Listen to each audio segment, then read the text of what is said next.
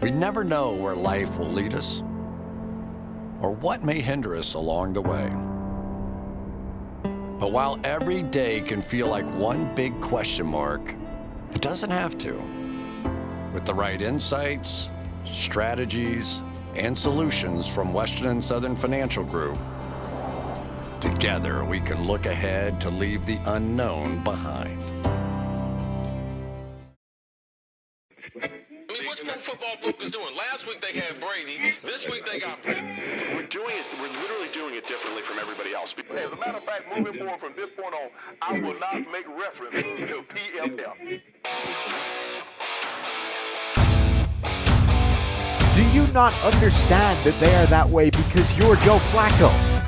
And you just like to discredit things that people deserve credit for. That you can't possibly be expected to defend that. Talk about the game, Sam.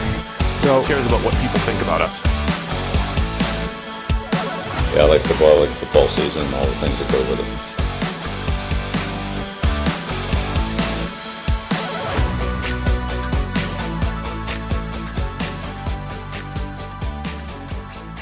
Welcome into the PFF NFL Podcast. Steve Palazzolo back here with Sam Monson with an action-packed show. We'll tell you all about it right after we tell you about our friends over at Monkey Knife Fight. You've been hearing me talk about it for quite a while. When you put $20 into your account at Monkey Knife Fight while using the promo code PFF, you get a free PFF Edge annual subscription. That's $40 of value for just your $20. Plus, you get to turn that 20 into even more money, playing daily fantasy and prop games at the fastest-growing fantasy sports site in the U.S. It's Monkey Knife Fight. Go to Monkey Knife Fight, deposit your 20, use the promo code PFF today to receive a free PFF Edge annual subscription. We also have a great deal with our friends over at Action Pro. Subscribe to PFF Elite Annual. So you go to PFF Elite, subscribe to it at pff.com, but use the promo code ACTION to receive a year of Elite subscription access plus 1 year of Action Pro subscription access for just the $199.99. That's a great deal right there. This is a limited time offer and is currently only made available now through the Super Bowl. That's February 7th, 2021. Are we sure that's the Super Bowl date? Somebody check that. I don't think it is.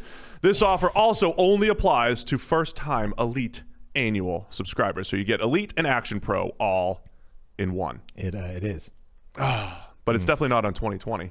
No. It's definitely not February 7th. February 7th, 2021. So I was half right.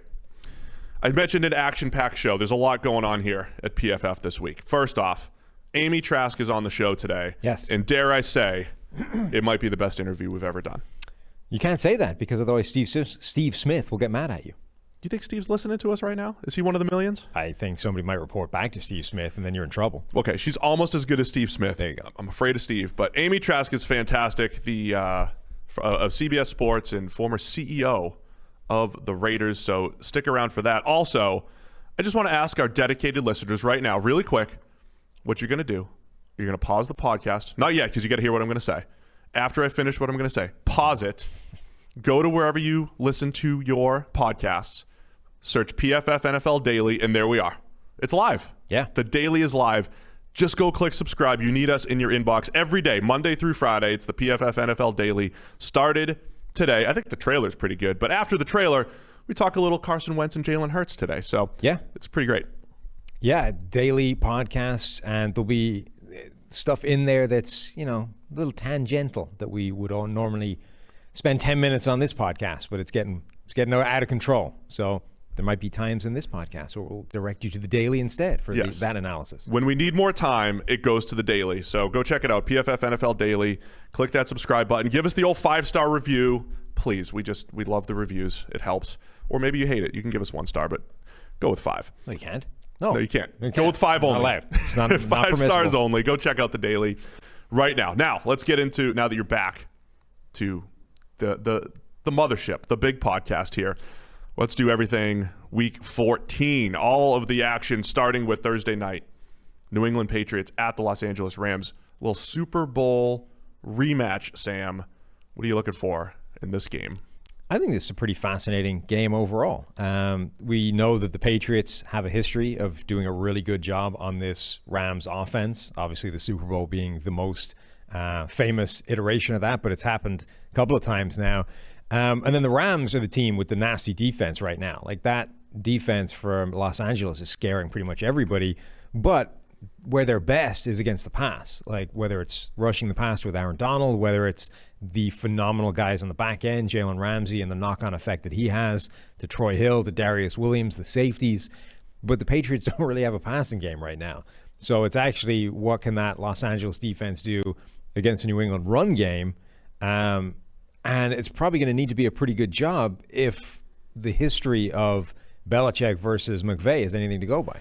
Yeah, so when the Patriots have the ball, and some of you have already seen this game, it's Thursday Night Football, but when the Patriots have the ball, and by the way, the Rams are favored by 5 as of record time right now. 5 points. I know it's at home and all that stuff, and the Rams are good, but when the Patriots have the ball, they're going to want to run the ball because the Rams like to play too high. They almost invite you to run. How much will the Rams adjust that game plan? The Rams' strength this year is just in the pass game, not allowing those downfield passes, as we've talked about quite a bit here. And I can't wait to see on the other side Jared Goff's struggles a few weeks ago against the Miami Dolphins. It's the second straight matchup here where there's been some sort of blueprint for Belichick going into a Rams-McVay-Goff matchup where Brian Flores, as you mentioned, dusted off the Super Bowl game plan, did a great job against him. Do the Rams at this point, do they have an answer for the zero blitzes? Which doesn't happen all the time, but Patriots, the Belichick, they pick their spots, or quarters coverage, or the stacked defensive front that they ran in the Super Bowl to slow down the run game. So as far as X's and O's, matchups, and adjustments, it's probably one of the better games of the season when you have McVay, Belichick too here. So hopefully it was a great game. If you already watched it, I'm looking forward to it. Do you think New England pulls the upset here? They're a rare underdog here. No. I still like the Rams to win. I think they're just better across the board. But I do think that, like, schematically or matchup-wise, it does favor New England a lot. We've already seen that, in terms of Belichick versus McVay, Belichick wins, right? He has the number so far, which means that Rams defense is the important part. They need to be able to stop the New England offense. And the way they're strong in the pass game, it doesn't really matter because the Patriots aren't really passing the ball right now. So can they pivot? Can they adjust and, deliberately shut down that run game? And if they do, does it open up anything on the back end to suddenly expose those guys? So I think schematically it does actually favor New England, but I think the Rams just have more talent. So let's say talent wins out, even if it's closer than 5 points. Agree on the talent thing. I can't wait to see how McVay tries to attack this Patriots defense. I like New England, though. I think they're rolling right now. I think they put themselves into a hole that's going to be tough for them to make the playoffs, but man, they need to win out here. Most likely win out, the Patriots, and I think they tease a little playoff push here with a win against the Rams. So we'll see what happens Thursday night. Let's get into some of the big games. A lot of big games this weekend, starting with Sunday Night Football. You're going to wait all day for Sunday night, Sam. Pittsburgh Steelers at the Buffalo Bills. What a turn of events, because we haven't been able to cover the Pittsburgh loss to the football team. But now Buffalo's favored by 2.5. We're sitting here all year telling you that the Steelers they're not the best team in the NFL. Stop just looking at the record. They're a little overrated. They haven't played a ton of good teams. They lose to the football team, and all of a sudden they're 2.5-point underdogs against the Buffalo Bills, who absolutely rolled against the 49ers on Monday Night Football. Yeah, that feels like a little bit of an overreaction. It would make sense if home field advantage was still a big thing this year. True. And it was a sort of 3-point home bump in your favor, but it isn't. So that's not explaining it. Look, the Pittsburgh game against Washington, that was coming, right? We've been saying that Pittsburgh wasn't as good, but specifically we were saying that, look, they were pissed off having to play that game on a short week. Washington was in good form anyway. It felt like a kind of a trap game anyway. Now, I thought that trap might be, hey, it's a close game that they still get out of with a win, but it was enough of a trap game that they dropped it entirely, and drop being the operative word, because for the second week running, the Pittsburgh Steelers dropped a ton of passes. I think they had 6 this week, 5 the week before. They've had way more than anybody else over a 2-week period, and they're not as explosive as the Kansas City Chiefs to the point where they can afford to make that many mistakes on offense. Like, one of the things we said is Kansas City can make a ton of mistakes because they're so explosive it doesn't matter, right? Their margin for error is so big. Pittsburgh's isn't. Like they have talented playmakers, but they can't leave that many plays on the table and still come out of a game with a win, particularly if they're going to turn it over as well. The people in Pittsburgh are looking for answers for that offense, right? I mean, they threw the ball a ton. It's been a short passing game all year. The running game, they didn't even try to run the ball really against Washington.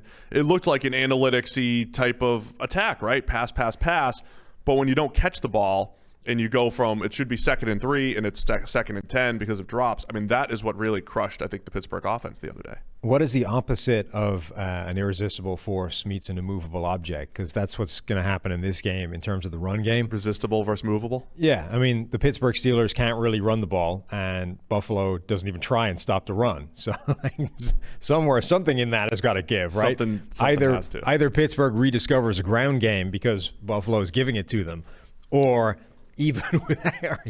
or Buffalo's run defense remains amazing because Pittsburgh's rush attack just isn't there. I've discussed this with Pittsburgh folks a little bit this week, right? So what is wrong? Folks? Pittsburgh folks.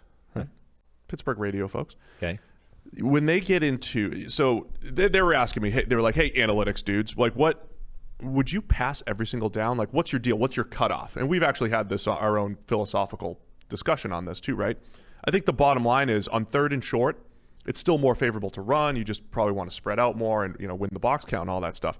The Steelers, I think there's two things about Big Ben that kind of hamstring this offense, right? He doesn't like using play action. Like, just doesn't like doing it. Doesn't like turning his back to the offense. He's bad at RPOs. He's bad at cheat code stuff, or doesn't want to do cheat code stuff. Well, this is the Aaron Rodgers discussion, right? There's one more, and he does in the QB sneak thing. Yeah. Right. And they go empty on 3rd and 1 all the time. And it's you have to get open and make a pass instead of just falling forward at 260 pounds. Go ahead. Yeah, the Rodgers thing we talked about. Yeah, at some point, Rodgers, that was one of the stories, is that he just didn't like a bunch of these things that are sort of free plays, cheat codes for offense that just make your life easier, right? And it might make your life more uncomfortable, but it's a net win because it's harder for the defense than it is for you, right? But Rodgers for years didn't like running these things, and Roethlisberger doesn't like doing them. The Packers changed. They have shifted. Rodgers has made that adjustment. He's adjusted with the offense, and suddenly that offense is almost unstoppable. Pittsburgh haven't. But Roethlisberger still doesn't want to do it, so they don't run play action. So you just miss out on a giant chunk of free percentage points. That's all it is. You're just making your offense voluntarily less efficient because you don't like doing the thing that makes it more efficient. That's fine, but that now means that you need to be a lot better at the stuff that you do like doing, and he hasn't been. My feeling on balance on offense, it's the ability to throw short, throw deep, throw at the intermediate level. The Steelers offense, I think to this point, has just been lacking the deep ball. Big Ben adjusted completion percentage of only 33. That's tied for 33%. Tied for 32nd in the NFL. That's where they need the balance. Offensively, Bud Dupree missed the game the other day. Alex Highsmith was fine as his replacement. They've got linebacker injuries. Robert Spillane hurt, but Avery Williamson has been back in and playing pretty well since coming over from the Jets. I think the Steelers are still fine. They're still a good all-around team. Mm-hmm. Vegas, though, believes that the Bills are a better team, apparently. 2.5-point favorites. I think the Bills have shown the last couple weeks that they do have a good all-around team. The defense is still capable. We use that word a lot. They're capable. Josh Allen is streaky, which I tweeted the other night, and the Mafia was not happy about that. So I went to the other extreme and just called him a cyborg from another planet. They liked that one. Yeah. Right. They didn't catch the... Yeah. Anyway, I tried to compliment Josh Allen, and they're like, you didn't even compliment him right. I can't even compliment Josh Allen right. I called him streaky. Is he not streaky? His high-end games are incredible this year, but he's had 5 of them. I don't want to piss him off again because me and Bill's Mafia are on good terms right now. You guys are tight. But they're not that nuanced. It's like Josh Allen good versus bad. There's nothing in the middle. So you're either praising him or you're criticizing him. There's nothing in the middle. And you criticizing him. The funny thing is, listen, not everybody listens, believe it or not everybody listens to every word that you and I say. You catch snippets and all, believe it or not. So there are some people who, because of your signing the apology letter, think that was me, and I've gotten some grace. No, you didn't sign anything. You ripped it up. You are on the shit list. But there are some people who just, they don't distinguish Sam and Steve and who did. Like, they don't remember everything that happened. So some people have given me grace from Bills Mafia and said, no, you're good now. Nope. And then other people, they remember. Either way, Josh Allen was awesome the other night against the 49ers. And when he's on, plus the play calling, man, they do such a good job of attacking weaknesses, passing in run-first situations, and putting Josh Allen in position to succeed with all those playmakers. This offense is really tough to stop. There's been talk that the Buffalo Bills are the second best team in the AFC. It feels like that's contingent on that Josh Allen, like the one that was playing on Monday night and the one that played for the 4-game streak earlier in the season. They need that level of Josh Allen for that to be true, I think. If Josh Allen is the guy that played in the other games, which is better than last year, but not massively better than last year, I don't know that they're better than the Steelers. So this feels like the line feels like a reaction to, look, Pittsburgh dropped that game. They're not as good as we thought they were. And Josh Allen just looked superhuman on Monday Night Football. If either of those two things stops happening in this next game, this is probably not, that line probably isn't accurate. Like, either Josh Allen plays a little bit worse, which shaves a couple of points off. And I mean that not in the Josh Allen point shaving. Now. Yeah, not in the conspiratorial, underhanded, type of way. Just in the, slices a couple of points off the line. Or if Pittsburgh gets a shock of, oh crap, we actually need to, get ourselves together, otherwise we're going to lose the number 1 seed to the Chiefs, and bounce us back to catching footballs, etc., and not turning it over when those kinds of things. Then again, it feels like this is a little bit of a generous line. I would still favor Pittsburgh.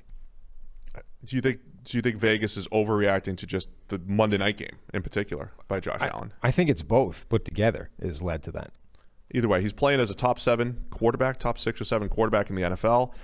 Next week on the PFF NFL Daily, one of the topics we've discussed hitting at some point is the quarterback class of 2018. I think a healthy debate, who would you take from that class of 2018? Is it Josh Allen? Is it Lamar Jackson? Is it Baker Mayfield? Sam Darnold is he in the mix? Only Dan Orlovsky would take Sam Darnold. Sam Darnold would still. I saw this morning he's still tweeting. He's still taking. He's Sam? still like I didn't even look at it, but he had one play. It's like, see, okay, he's still got it. Sam will get it done. He goes, when you coaching staff. The people are begging for. No, we're not having a guest on the Daily, but the people are begging for it. Dan might be the one exception I would make. If we got Dan to it's a 10-minute podcast. We don't have time for Dan to go off. He gets 3 minutes to defend Darnold. You get 3 minutes to defend one. I get 3 minutes to defend one. PFF NFL Daily. Let's make that happen next week. Stopsky, can we get Orlovsky on the phone? Thank you. That's how it works. You heard me. All right. Anyway, where are you going in this game? Pittsburgh and Buffalo. Pittsburgh. I think that line is over the top. But I can see a way. If Josh Allen plays the same way he did on Monday night, I could see it happening. But that's it's not a given. If I was putting money down, I think it'd be on Pittsburgh here as the underdogs because I wouldn't be surprised if they won. I think it'll be close. I also if Pittsburgh had won the other day, I'd be all in on Buffalo. Just this, I don't think Pittsburgh's going to go 16-0 type of deal. But they already lost, so it's really tough to go. They feel like a team that will bounce back. They've been sort of riding their luck for a while, thinking they were great and 11-0 and undefeated and on the way.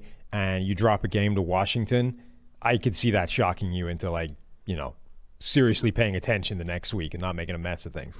I'm gonna lean Buffalo though in this one. I just want to say it is. I know the goal is to win championships. It is. But I think it's still incredibly impressive that the Dolphins, of course, went undefeated, but the Patriots went 16-0 in the regular season. It's only happened twice, undefeated regular seasons. There's a championship team every single year, but it is really tough to go undefeated in the regular season. Just want to put that out there. So other really good games here in the AFC. We get the Baltimore Ravens and the Cleveland Browns on Monday Night Football. Yeah. Well, Monday Night Football Browns action here. So 1 point spread. That is the Ravens are favored. Can we rehash what's happened over the last 3 weeks here? 3 weeks. I mentioned this the other day, right? Baltimore was favored by Tennessee 3 weeks ago by 6. Uh-huh. And then Tennessee was favored over Cleveland by about 6. right? So last week I said this. Does Vegas really believe, using the transitive property here, right? If A equals B and B equals C, then A equals C. Got it? Mm-hmm. Does Vegas really believe that the Ravens are about 12 points better than the Browns based off those two numbers?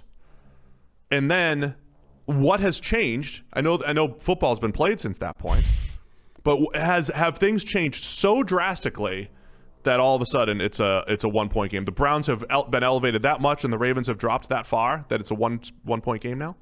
This might be the worst argument that you've ever constructed about anything. What do you mean? Well, for start, that's not how lines work. It's not just like the line from one team versus another and then add them up and then, that's the net for this next game. But there's an element to it. It's not like it's not perfect, but it's close. Secondly, there have been some pretty significant things to have happened since then. For start, the entire of Baltimore got COVID.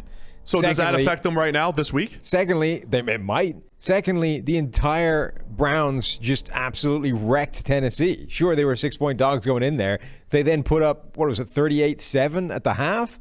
Like, they blew them out of the water. So those are some pretty significant events to have happened since your math that doesn't work anyway. Okay, even if the math isn't perfect, if this game was being played 3 weeks ago, what's the line? I don't know. It's probably a lot closer to 10. Now. It's probably closer to 10 than it is 1. To me, the most interesting thing is that the last time these teams played in week 1, it was 38-6. So whatever about the line versus 2 weeks ago versus in a roundabout way that doesn't actually work in real terms. Week 1 is like a different season. They're saying that this went from a 32-point win to a 1-point game in the last 12 weeks. That's more realistic, though, because week 1 is like a whole different world. Yes. Having said that, so the interesting thing is, obviously, both teams have moved, right? Baltimore has regressed, and Cleveland has gotten better from where they were earlier in the season. And as impressive as last week was, much of this Cleveland turnaround has been built against, in fact, even this week, has been built against really bad defenses. And the two really good defenses they faced, Baltimore and Pittsburgh, have each resulted in a 30-plus point loss. And Baker Mayfield looking awful and lost. So that, to me, is the more interesting thing, is that the 2 times we've seen Baker Mayfield and the Browns against elite defenses, he has looked ridiculously bad, and the offense has done nothing. And the defense isn't great anyway. So for this to be a 1-point game, Vegas is 100% convinced that Baker Mayfield and the Browns have their shit together to the point where that's no longer a factor, even against a team that confused the living hell out of him in week 1. That's a hell of a statement for them to be making. I hate to doubt the Browns every single week because it feels like that's where I'm at. We doubted them last week, and man, did they came through against the Titans. Dominant game. Yeah, it got close toward the end, but they were fantastic for the most part, especially offensively. But I think I'm with you on this, though. I'm leaning the Ravens. Until he solves a Ravens defense or a Pittsburgh defense, I still have question marks about Baker in this offense. He has played, he's played so much better without OBJ. I had a bold take earlier in the season, before the season, that Baker Mayfield would grade better than Lamar Jackson, which I didn't feel great about, but I said it. And it's true at this point. Now, I didn't also know that Josh Allen would be grading the best out of that group. I'm not perfect. But currently, right now, PFF grades Baker Mayfield number 12, Lamar Jackson's number 21. Now, my question for you, which we'll talk about more next week, I think, on the Daily, Lamar, is this the Lamar that we expected coming out? Last year just an anomaly, just like Carson Wentz in his second year was an anomaly, the MVP caliber season. Lamar was MVP last year. This is a good passer in Lamar, not great. He's fine. He's an outstanding runner that puts pressure on the defense. They create open throws, and he creates offense. How much of last year is an anomaly at this point for the MVP? He's so hard to bucket like that because in a way that isn't true for pretty much any other quarterback, Taysom Hill, I guess. He is intrinsically linked with the offense that's built around him, and not just around him, but built upon him, right? The entire offense rests on the foundation piece that is Lamar Jackson's rushing ability. And when that's firing and when the offense therefore takes advantage of all those things he can do and becomes this unstoppable rushing juggernaut, it opens up all kinds of things for Lamar Jackson to have basically a really easy life as a passer. And we saw that last season, that some of his numbers were absurd. And in any normal offense, you would say, well, that's just an easy regression candidate next year, right? Those numbers are completely unsustainable. There's no way they can continue the way they are. He's going to come back down to earth and look worse. With Lamar, it's slightly different because you can say, well, okay, but the reason he's having those absurd numbers is because of the running system that's built on his ability to change numbers at the point of attack and do all kinds of things that just basically screw up a defense, right? And those things aren't going to go away in a way that just simple regression is going to in terms of passing efficiency. The problem is they have because of about 4 different other factors, right? Offensive linemen, Marshall Yanda retires, guys like Ronnie Stanley get hurt. The offensive line is not anywhere near where it was a year ago. That's a big thing. The offense has grown a little bit stale. All the kudos that a Greg Roman gets for designing this system and building it in the first place. Not the first time he's done it, but also not the first time it's stagnated after a year or two and hasn't kicked on and hasn't developed the iteration that we keep talking about. Version 2.0, version 3.0 hasn't happened yet. So it's easier for defenses to deal with. And you probably have the fact that, he's also been injured, by the way. That's another factor. And then you also have what is probably some regression hitting him from the passing standpoint as well. So you've got also tight ends. Tight ends have gone missing, hurt, injured, traded away, whatever. It's not the same. Four or five different things have impacted this offense, and all of that together has led to this big regression from him as a passer. But I don't know how many of them are permanent in a way that they would be with a Carson Wentz or whatever. That's a pretty thoughtful answer, Sam. Thank you. On the other side, Cleveland's offense, they remain the top pass blocking team, top run blocking team. Yes. In PFF grades. Love it. Love watching the play. Love watching that offensive line. On paper, we keep talking about this Ravens defense as good, but when it comes to the trenches, bottom half of the league in pass rush grade, bottom half of the league in run defense grade. Are we just at the point of the season where we have a much better feel for what the Browns are as a rushing attack? Also in week 1, just didn't look like what we thought the Browns offense was going to look like. We thought they were going to run the ball a lot and run play action and boots and all these things that they have started to do in recent weeks much better with Baker. Week 1 just felt off and odd, and I would kind of want to throw it out. But a lot of that is because they got in a hole. And then the offense, this offense is not built to chase from behind in a hole. They got down early and they had to try and dig their way out of it. And that sort of throws out the window the running attack and the play action, all those kinds of things that they want to run. Here's the big concern, right? Baker Mayfield basically has 3 bad games this year. They were the week 1 Baltimore Ravens passing grade of 55, the week 5 Indianapolis Colts 53 passing grade, and the week 6 Pittsburgh Steelers 32 passing grade. Those are the 3 legit defenses he's faced this year. Every other defense has been various shades of not great. I guess Philadelphia, if you want to be generous, you can say Philadelphia still has a good defensive front. They can't really cover anyone on the back end, but that's close. I wouldn't call them good. Huh? I wouldn't call them good, Okay, well then he's faced 3 good defenses and he's been bad in all 3 games. Again, for you to say this is a 1-point game, and you, Vegas, not you. Not me. For you to say this is a 1-point game, you have to say that all the evidence we have of Baker Mayfield playing against good defenses is meaningless this week, which feels like a stretch. Yeah, I mean, he really hasn't played a whole lot of good defenses, but I think Cleveland's going to run the ball better. I think it's going to be a closer game. I do think we've overreacted, though. Well, yeah, it was a 32-point loss the last time. I would imagine it would be closer this time. The last game doesn't matter. It just doesn't matter.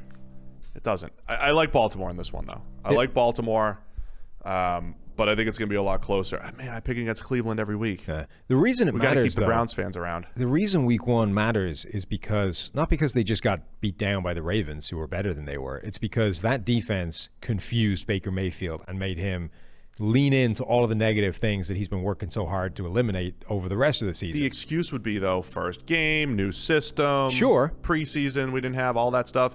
Maybe that's part of the fact that he's the 3rd highest graded quarterback over the last few weeks. Right? I mean, he also played the Houston Texans, the Jacksonville Jaguars, and the Tennessee Titans. That's a big part of it. That's a big part of it too.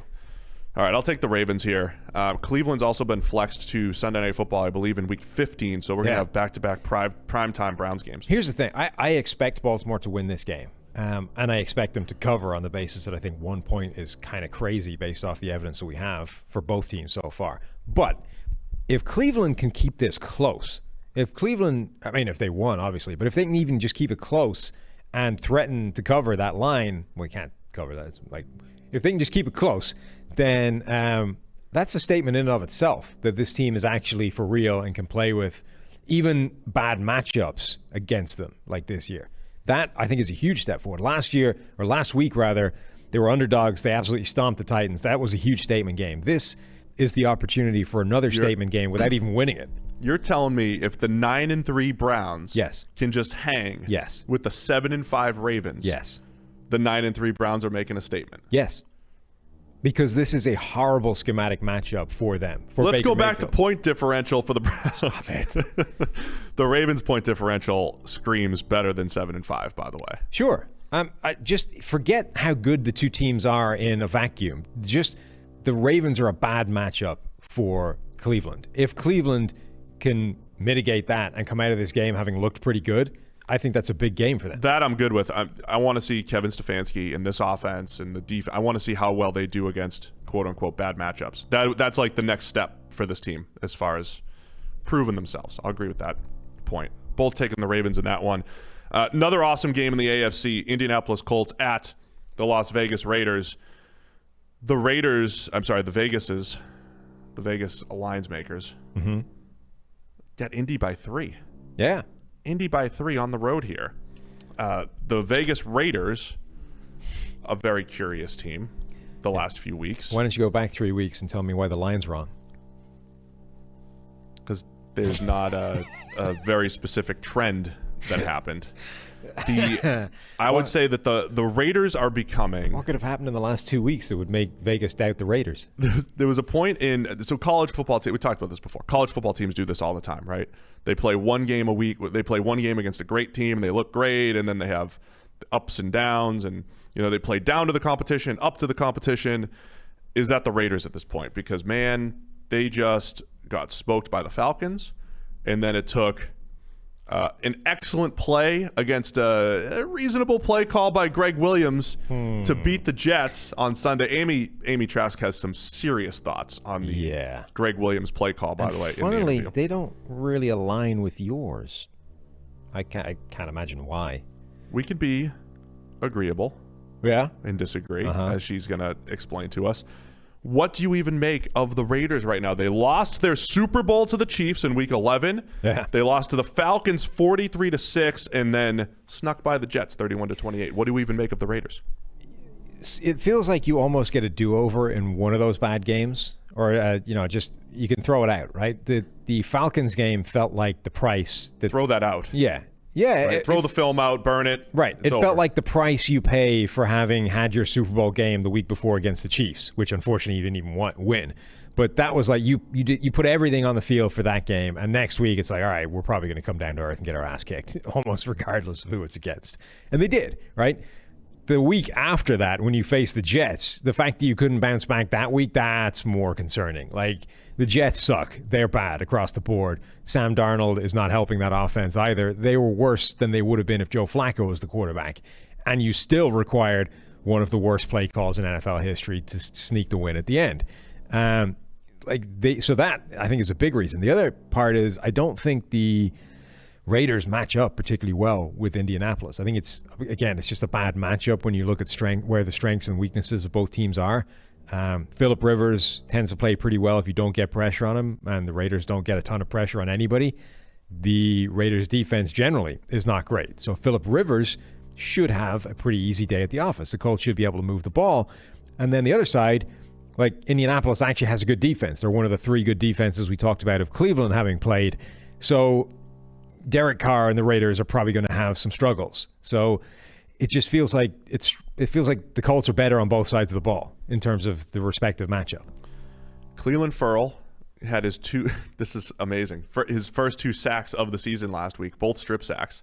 By far the best pass rush grade of his career, but it is really tough Max Crosby leads the team with 33 pressures. Ferrell has 30. Carl Nassib with 23. Arden Key with 20. I mean, it's just nobody's instilling fear up front for the Raiders, right? Other than Ferrell's 2 strip sacks last week against Mekhi Becton. They need to be able to get some level of pressure on Phillip Rivers. That has been a part of the game changer, I think, with Rivers this season. And then Rivers is still, oh man, I love it. He hasn't had an average game yet.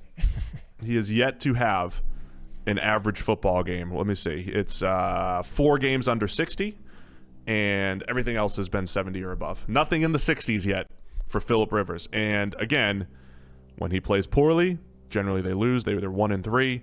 When he plays well, they've been okay. It comes down to Rivers. At least he's in a dome here in Vegas. They got the Vegas Dome, which will help. And Rivers generally this year has done a pretty good job spreading the ball around, making plays, and been pretty good for a guy our age. Yeah. So you like Indy in this one, huh? I do. See, I think this is where Vegas comes back. This is where Gruden gets them back on track. It's a big game. They're going to play up to the Colts. Yeah? Okay. This is my question about the Gruden Raiders so far. It's the Rex Ryan, deal that he had a couple years ago with the Jets, playing up and down to your competition. I think it's going to be a good game. We're going to come out of this game being like, man, look out, the Raiders are dangerous. They're sneaky in the playoffs. They just beat the Colts.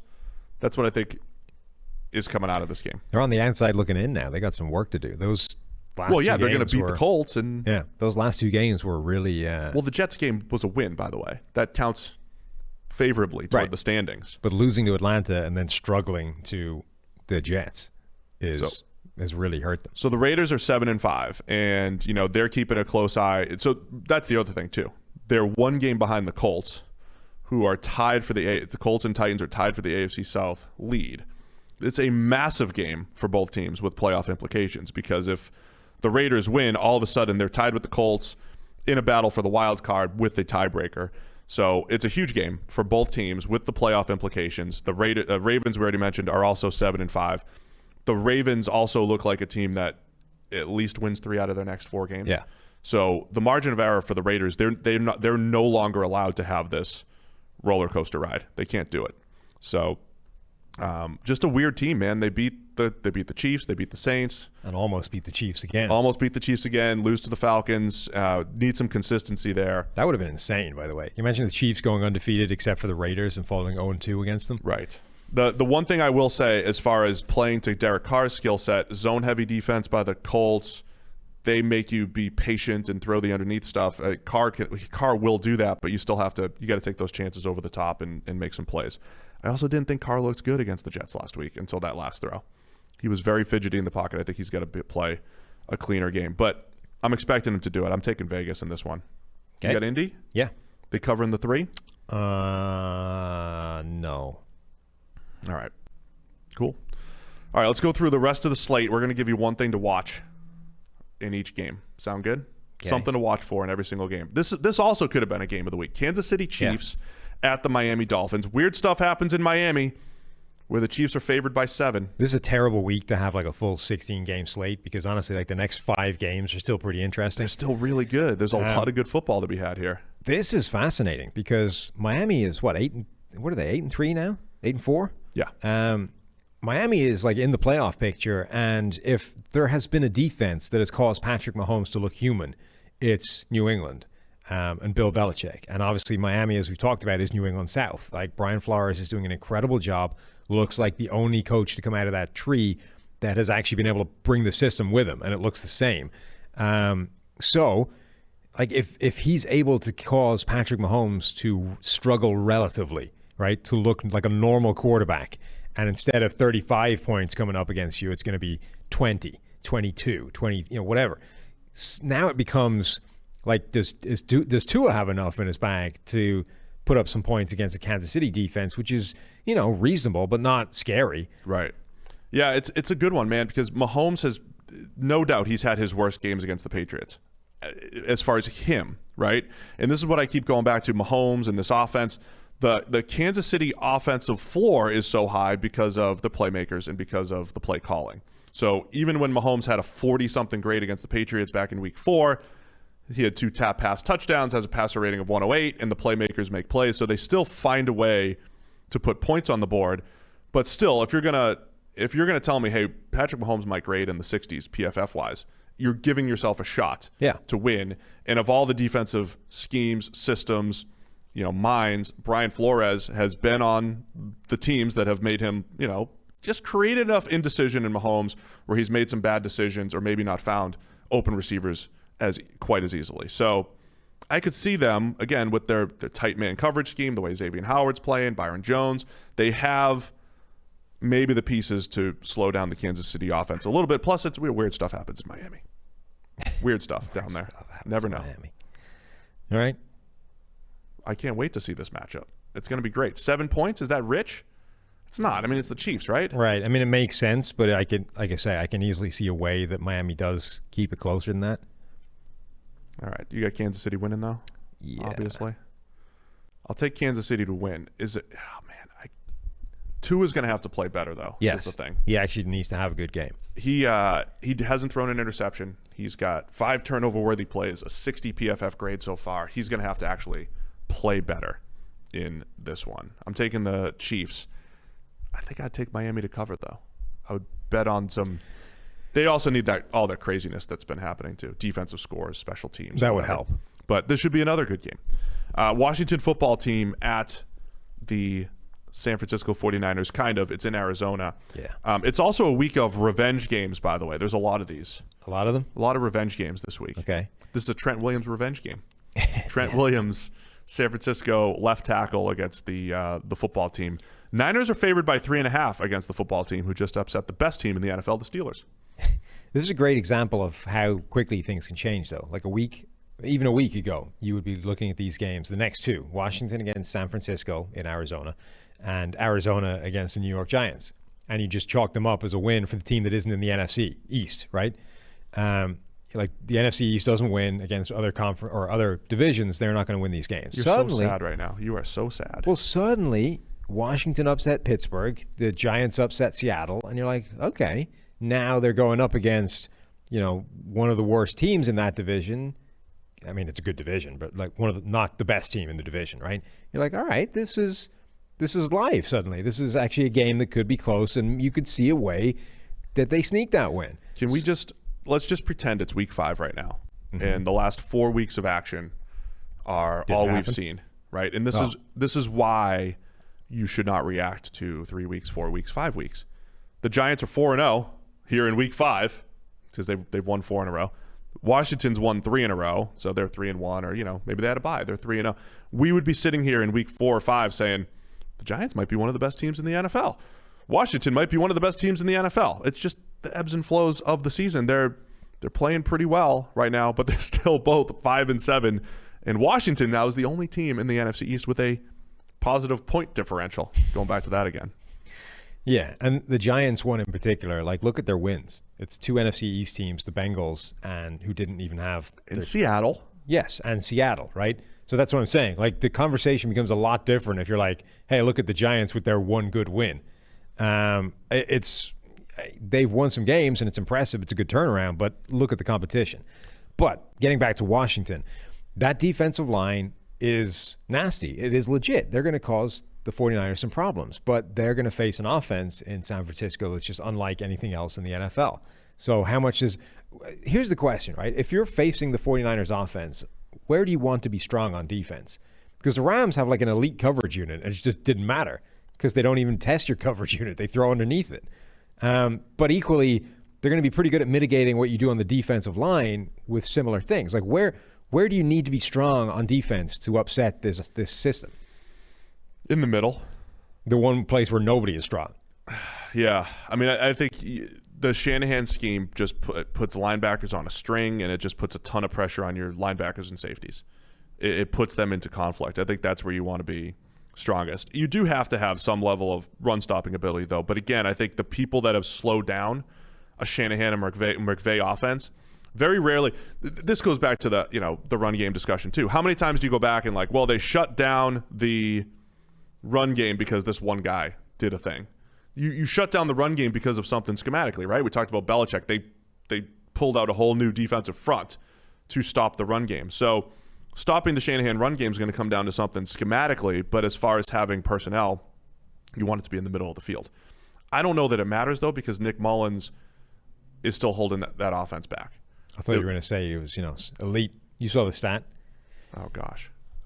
The stat that the most passing yards per game, or the most passing yards in their first 13 starts. Yeah, which is probably extended to 14, given the garbage time yards he put up in Patrick that game. Mahomes, Andrew Luck, and Nick Mullins. Yes. I thought Kurt Warner would have been up there. Somebody's got to go check that. Check Kurt Warner's first 13 starts because he had to be up there.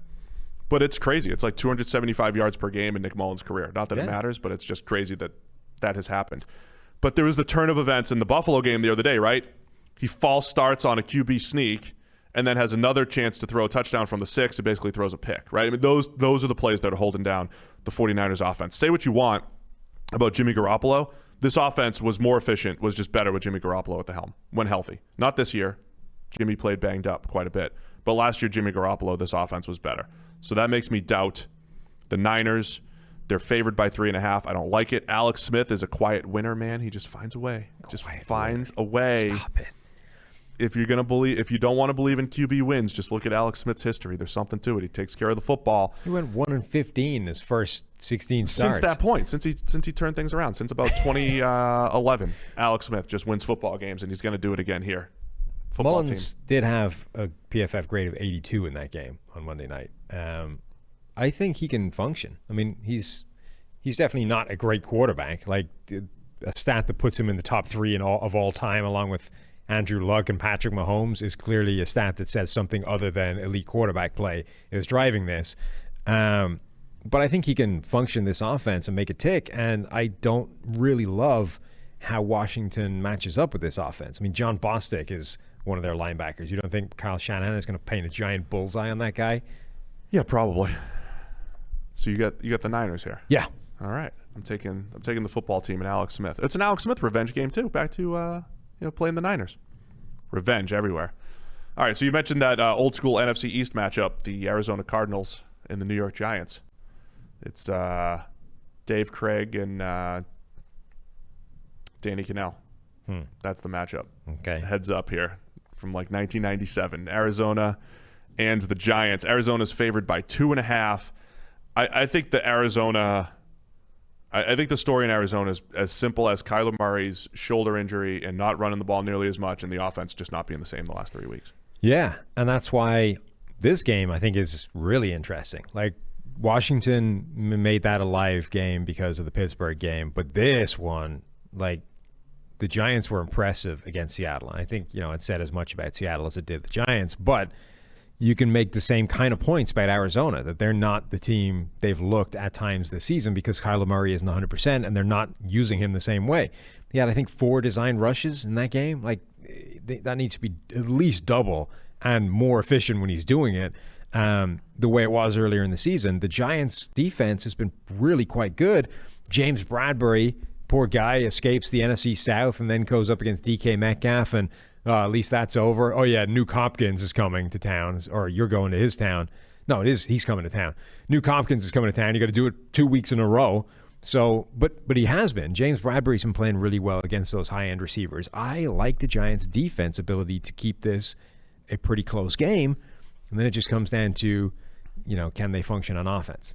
Yeah, so Daniel Jones, he's going to try to play. As of recording time right now, he has not been on the field. He's going to be on the field Thursday and Friday for practice. They're going to see how he moves around with that hamstring injury. They need him, essentially, I think, in this one. Colt McCoy, fun to watch. He's good. I mentioned last week I like watching guys with, not great tools, kind of get the job done. And he made a few throws last week, but you just have zero trust with Colt McCoy. Yeah. It's like, okay, there's a game that he can have like that where it all goes well and you're good, but from any given snap, you're just waiting for him to do something horrific. Did you know Daniel Jones has essentially been the best downfield thrower in the NFL this year? No. Adjusted completion percentage of 63, passer rating, that's number one outside of Nick Mullins, by the way. Scheme. Highest passer rating, 143.1. Highest adjusted completion percentage. So the only issue is Daniel Jones has only gone deep 7.5% of his attempts. That's 34th. So it's kind of like you take your shots when they're there, but they've been able to create some chunk plays offensively for the Giants. Would it also surprise you because of the way the season goes? Arizona a couple weeks ago were like, oh, they're battling for the NFC West title with Seattle and the Rams. They're 6-6, one game ahead of the Giants now. That's how quickly things have changed in the NFL since Thanksgiving, essentially. So Arizona's lost a little bit of steam. As farcical as that division has been for the entirety of the season, basically, the Giants are only one game worse right now than the wild card teams. Right, the Cardinals at 6-6, the Vikings at 6-6. Like it looked for a period that the 5-11 NFC East winner was going to be hosting an 11-5 wild card team, and that would have been pretty farcical. Now, they could end up with the same kind of record. On the other hand, let me just say the other teams that have the same record who would also be tied for first in the NFC East include the 5-7 49ers, the 5-7 Bears, and the 5-7 Lions. Yeah. So if those teams were in the NFC East, they would be in first place, and they're also one game. They're also all one game out of the wild card. But it's race. Very plausible all of a sudden that the NFC East winner is a 7-9 team, which is kind of silly but not absurd. Now it wasn't the 5-11 or 5-10-1 you were rooting for. Well, particularly if the wild card teams cool off or stay, level off the way they have, and you end up with something more akin to 500 making the last wild card spot, not this group of 10-win teams all, missing out on a home playoff game because there's a 5-11 team in the NFC East. It is an impressive level of parity that the NFC has almost achieved. They only have 2 teams with less than 4 wins, the Cowboys and Eagles. The AFC has 4. The AFC's got some, disastrous teams on their side. So anyway, where are we going with this thing? Giants, Arizona. I think Arizona bounces back here. I think it's really tough for the Giants. They're playing good defense, but I think it's just really tough for them to sustain it. I think Arizona bounces back here with a win. I'm going to pick the Giants. Oh, boy. We're just disagreeing on everything. That's why it's such a fun week. There's a lot happening here. It's in New York, cross-country trip for Arizona. You always lean that way. Mm-hmm. Minnesota Vikings at the Tampa Bay Bucks. Again, the 6-6 Vikings who are in the wild card race here. The Bucks are coming off their bye. They're 7-5. I think the perception about these teams is just moving in the complete opposite direction. I wonder how much of that is simply based off the schedule. The Bucks just had to play the Saints, the Rams, and the Chiefs in the last few weeks. So the Bucks trending in the wrong direction. The Vikings beating up on some bad teams in recent weeks, creeping back into the playoff race. Vegas seems to not necessarily buy into the, differences in the way the teams are looking. They get the Bucks by 6.5 here in Tampa Bay. The Vikings have already proven me wrong because I said that this improvement would take them to being the in the hunt graphic, but never actually into the playoff spots. They're in the playoff spots. They're in the last wild card spot as of now. I still don't think they'll make the playoffs because I think their schedule is worse than some of the teams below them. But they made it into that spot. So I think Tampa Bay is a dramatically better team than Minnesota, right? But the Vikings are dangerous enough in the right spots, and this is an interesting schematic matchup that I think could actually be quite close. So for the last couple of weeks, I've been like, anyone favoring the Vikings by like a double-digit spread is out of their minds. There's no way they should be favored over anybody by that kind of margin. Equally, I don't know that you should be putting them like a touchdown down to most teams either, because that offense can put up points in a hurry, and the defense is still bad, but it's well coached. It has Mike Zimmer dialing up some pretty creative things. And if there's one big issue that Tampa Bay has had on offense this season, it's when a team hits them with a game plan that finds a weakness in terms of scheme, in terms of what that offense does from an X's and O's standpoint. The Saints have done a really good job of that. I mean, Mike Zimmer should be able to cause problems for that offense. And if they haven't learned lessons from the New Orleans game, I could easily see a way that this Bucs offense struggles badly. I did actually look up Brady against Zimmer defenses. There's 3 games since 2013 that they faced each other. Zimmer was the defensive coordinator in Cincinnati back in 2013. Brady had one of his worst games really of all time. He struggled. There was a little bit of rain and some drops, but as far as throwing the ball, poor. And then the Patriots played the Vikings twice with Zimmer. 2014, another average outing from Brady, and then 2018, another average outing from Brady where they were very conservative, threw the ball underneath. So, sometimes you get quarterback coordinator matchups where it's like, man, this dude, like Brady always just torched the Steelers for the most part. And there were certain matchups that always worked well. The tough part is it is a different system. It's a different scheme. So it's really Brady and Arians in the Tampa Bay system up against Zimmer, and who generally do a good job of avoiding giving up those big plays that Tampa Bay is trying to hit. So it's another game where will Tampa Bay take all the underneath stuff, take what's there, and pick their spots when it comes to taking shots down the field. So I think that matchup is a really good one. And if Zimmer can break their protection rules, do they have an out? Do they have an outlet in a way they didn't against the New Orleans Saints? Yeah, the blitz scheme.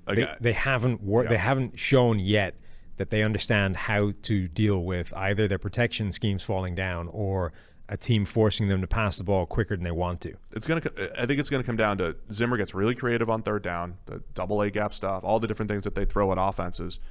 I would blitz like crazy and make Tampa Bay make those plays. Maybe you get burned, but I feel like that's your chance of winning. And the Tampa Bay defense hasn't been great in recent weeks too. How much of that is going up against those better offenses, trying to stop Justin Jefferson, and the Vikings passing attack is going to be a good one. That'll be a pretty fun matchup. Justin Jefferson against those physical, aggressive man coverage corners. Like the question mark on him coming out was, can he get it done on the outside against press coverage? So far, the answer has been a resounding hell yes. I mean, this is as good a team to test that against as anybody. And does Minnesota just pound their head against the wall? Million Dalvin Cook carries against a Tampa Bay defense. I think when you're attacking them, generally you want to spread and throw, right? You don't necessarily want to run the ball 30 times against that defensive front. So should be a good one. Tampa Bay by 6.5. I'm having a tough time. I think they win. I really think Tampa Bay has a chance to win out, go 11-5, change the perception of their season. But I think this is probably their most challenging game of the last 4. I don't know if they cover the 6.5 here. Yeah, I think they'll win as well, but I definitely think the Vikings cover that. Cameron Dantzler has been an absolute stud in recent weeks, the rookie corner for Minnesota. Keep an eye on him against those good Tampa Bay receivers. All right, here we go. New Orleans Saints at the Philadelphia Eagles. It's Taysom Hill against Jalen Hurts. Mm-hmm. We mentioned earlier, PFF NFL Daily, we go into great detail for 10 minutes. Jalen Hurts, Carson Wentz. What does this mean for Carson Wentz getting benched? Here on the PFF NFL podcast, let's focus more on the Hurts component and what does he bring to the table. Go listen to the Daily for what we think about Carson Wentz. But today, Jalen Hurts, what does he actually bring to this Philadelphia offense? New Orleans is favored by 7 in this one in Philly. And also, I think, so you sort of look at this and you're like, wow, the Saints defense has been on fire. Feels like kind of a harsh team to throw, Jalen Hurts into as his first start.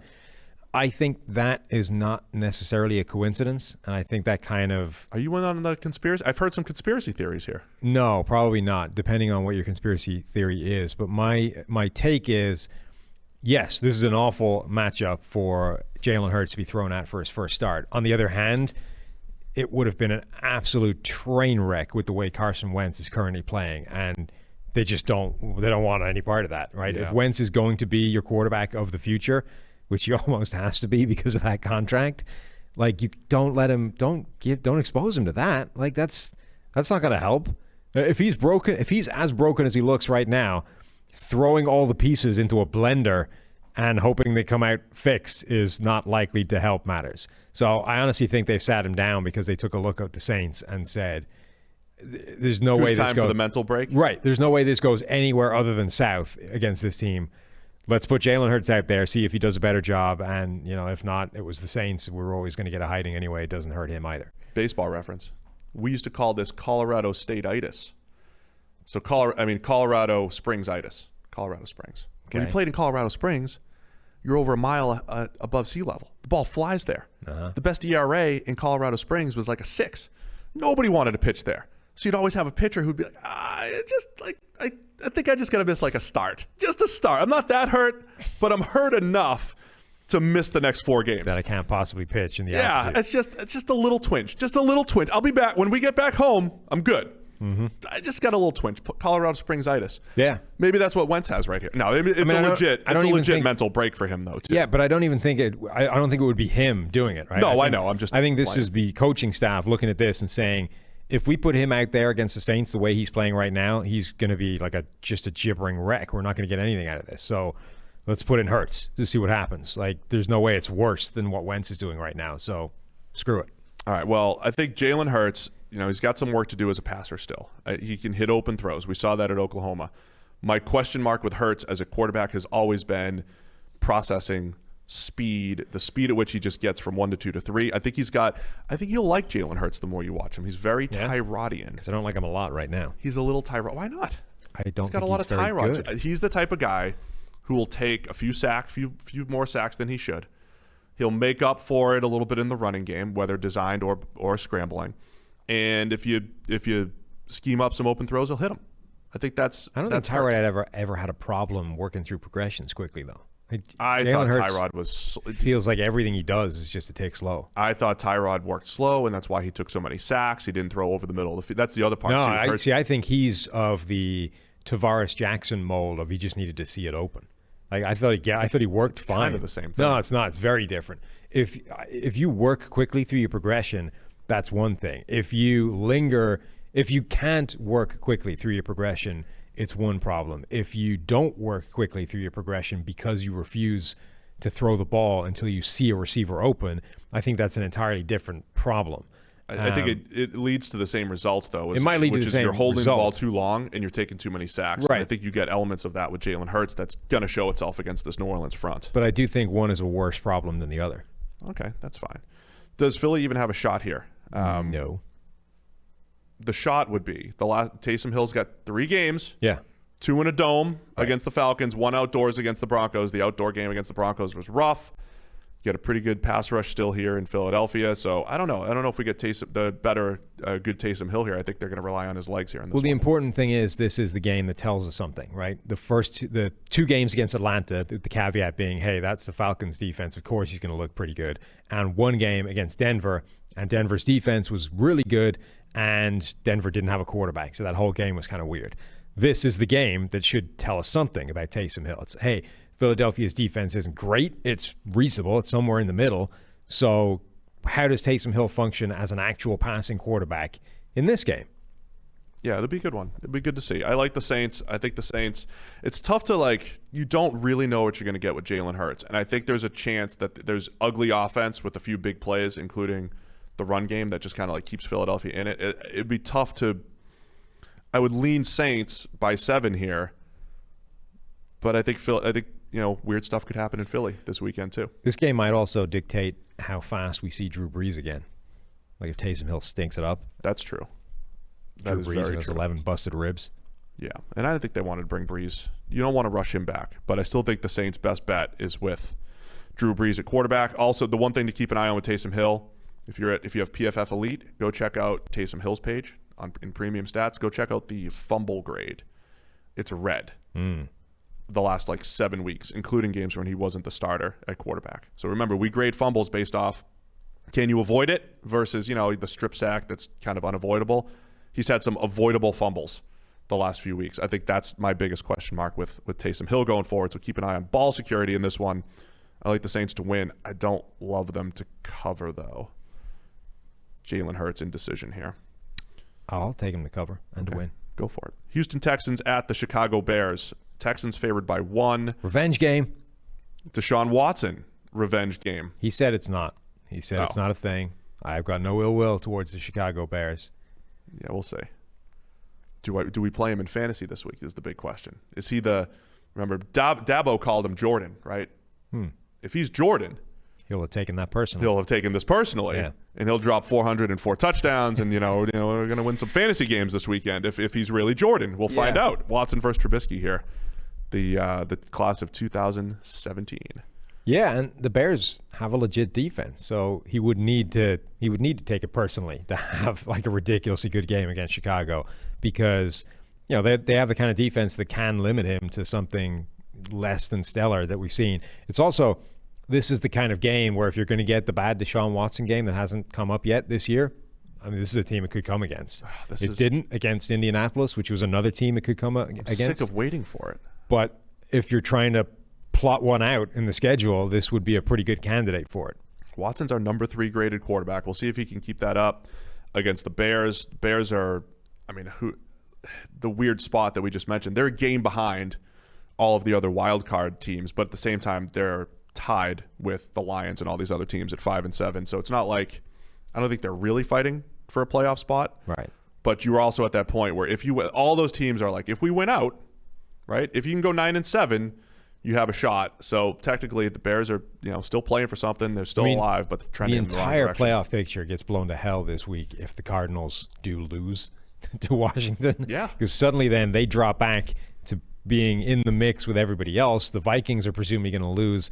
Like, nobody at that point from the last wild card spot down will have a winning record. You could have a division winner and a wild card team at like 500 or worse. And at that point, it'll just be madness in the last few weeks of the entire NFC essentially battling for that last wild card spot. Bottom line is that I think both conferences are top heavy. 4 or 5 teams that you feel good about. The rest is just a mess. Where are you leaning in besides Watson revenge game here? J.J. Watt and Khalil Mack both on the field at the same time, which I think is awesome. 2 of the best pass rushers of the last decade, so I'll be keeping an eye on those guys. Where are you leaning in this one? I think Chicago might sneak this out. Really? Yeah. We disagree again. That's a tough defense for Deshaun Watson because the Texans are Deshaun Watson on his own, essentially. Yeah. That's a tough defense to ask him to do that on his own away. I like Chicago. I was 1 week away from thinking, okay, the Watson regression starts now because of Will Fuller and all that stuff, but Chad Hansen shows up with 100 yards and Kiki QT with the big plays. I'm going to buy into Houston this week, but still, I wouldn't be surprised if the Watson game happens at some point. So let's go Atlanta Falcons at the Los Angeles Chargers. Falcons by 2.5 against the Chargers. The 4-8 Falcons, 3-9 Chargers in this one. Matt Ryan versus Justin Herbert. It's the third outdoor game. That they are outdoors, right? I typed that. SoFi. Third outdoor game? No, that's indoors? I mean, Just confused myself. It's like half, right? It's like open to the elements, but what it's do we count? That counts as outdoor, right? It's one of those convertible stadiums, right? It's got like a sliding open door. I didn't check it before I typed it in, but the Falcons have played 2 outdoor games the entire season. Just saying. Okay. Coming into this week. How about that? Uh-huh. Where are you leaning in this one? What are you looking for? Well, so last week was the kind of game that should have massive institutional changes for the Los Angeles Chargers. So, of course, they've responded by Anthony Lynn taking over special teams coaching, which ought to fix everything. Yeah. Okay. Special teams was a train wreck last week. On the other hand, so were a lot of other things. So, I mean, the Chargers, they've gone from being this incredibly talented team that we wondered how they kept conspiring to lose these close games to just what is wrong with this mess right now? Like, everything is a wreck. Now, should at least be a bounce back game for Justin Herbert, but like this could easily be a monster shootout with both teams putting up a ton of points. Yeah, I think I'd lean more toward the shootout. The Chargers, Herbert's got those couple bad games we mentioned against the Belichick tree. I also say, sometimes you watch defenses and it's like, man, the windows look really tight here. It just feels like they're playing with 14 dudes on the field. That was last week for Herbert, right? There's just nowhere to go. Then you have other defenses like the Falcons the last couple of years where it feels like they're only playing with 8. So I think the windows are bigger. Herbert's going to bounce back, look good again. Matt Ryan, I think it's a head-to-head, both teams scoring 30 type of game. I'm going to lean the Falcons, though. I'm going to say the Falcons. The Chargers continue to conspire to lose, as you like to say, in the end here. The other question would be, though, we've talked about Herbert regression this whole season. Does it hit hard here? Does it hit really hard? Or was it just, tough games against the Dolphins and the Patriots? Or does it hit really hard here in the second half? And he looks a lot closer to what he was in Oregon, which is a guy with a lot of accuracy and decision-making question marks here. I think it's the Falcons, right? If Taysom Hill can look good, Justin Herbert should be able to carve them up, right? I would think so. I like the Falcons. I don't know if I would take them to cover 2.5, though. But I like the Falcons. I'm picking the Falcons to win here. Yep, same. Cool. Green Bay at Detroit. Green Bay by 7.5. Detroit, first time with Bevel as the head coach last week with the incredible comeback against the Chicago Bears. Can they at least make it a game here, division game against the Packers? Aaron Rodgers has just owned the Lions and Bears through the years here. Yeah, and my big question last week was like, how much can they change on defense in the space of 10 days, essentially Thanksgiving, from firing and resetting everything? And the answer is like not enough. Right. Mitchell Trubisky and the Bears put up 30 points. Rodgers should be able to just light them on fire as per usual. It's going to be a work in progress for Detroit. Obviously, it's an off-season project more than it is something that's going to change in the middle of the season. So yeah, I think the Packers are good value for that. They're going to put up an absolute ton of points, and it's going to need a ridiculous Matthew Stafford effort to try and match them. Which he had last week. 5 big-time throws, had a 93-plus grade. We've seen 2, we talk about the Rivers being all over the place. We've seen 2 games in the 90s for Matthew Stafford. This is Folesian right here. 2 games in the 90s this year. Nothing in the 80s.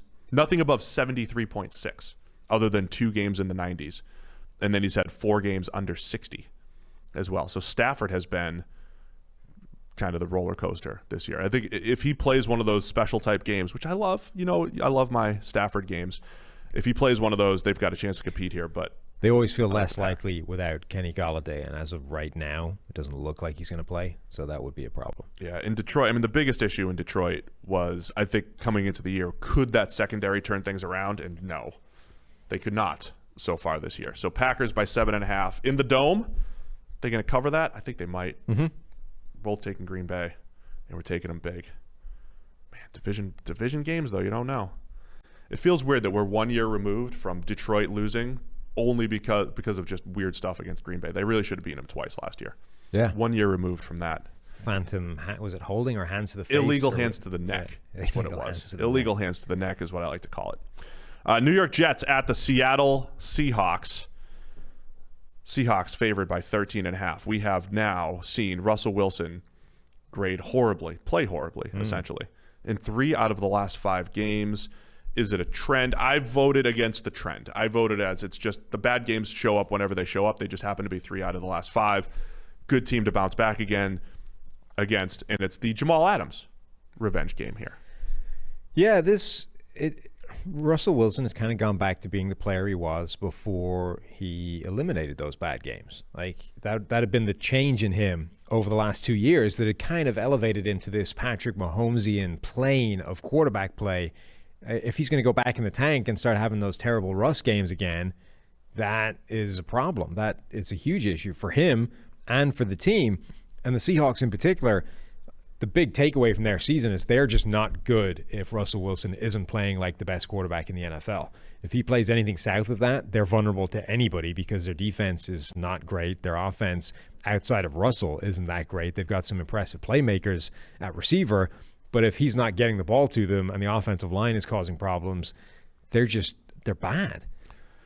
So yeah, it's tough to determine what's gone wrong with Russ. I always go back to when you have the elite quarterbacks at their best. What's the strategy? What was the strategy to beat Brady and Breeze and Rodgers and Peyton, all these guys, right? Mahomes. You kind of hope they have a bad day.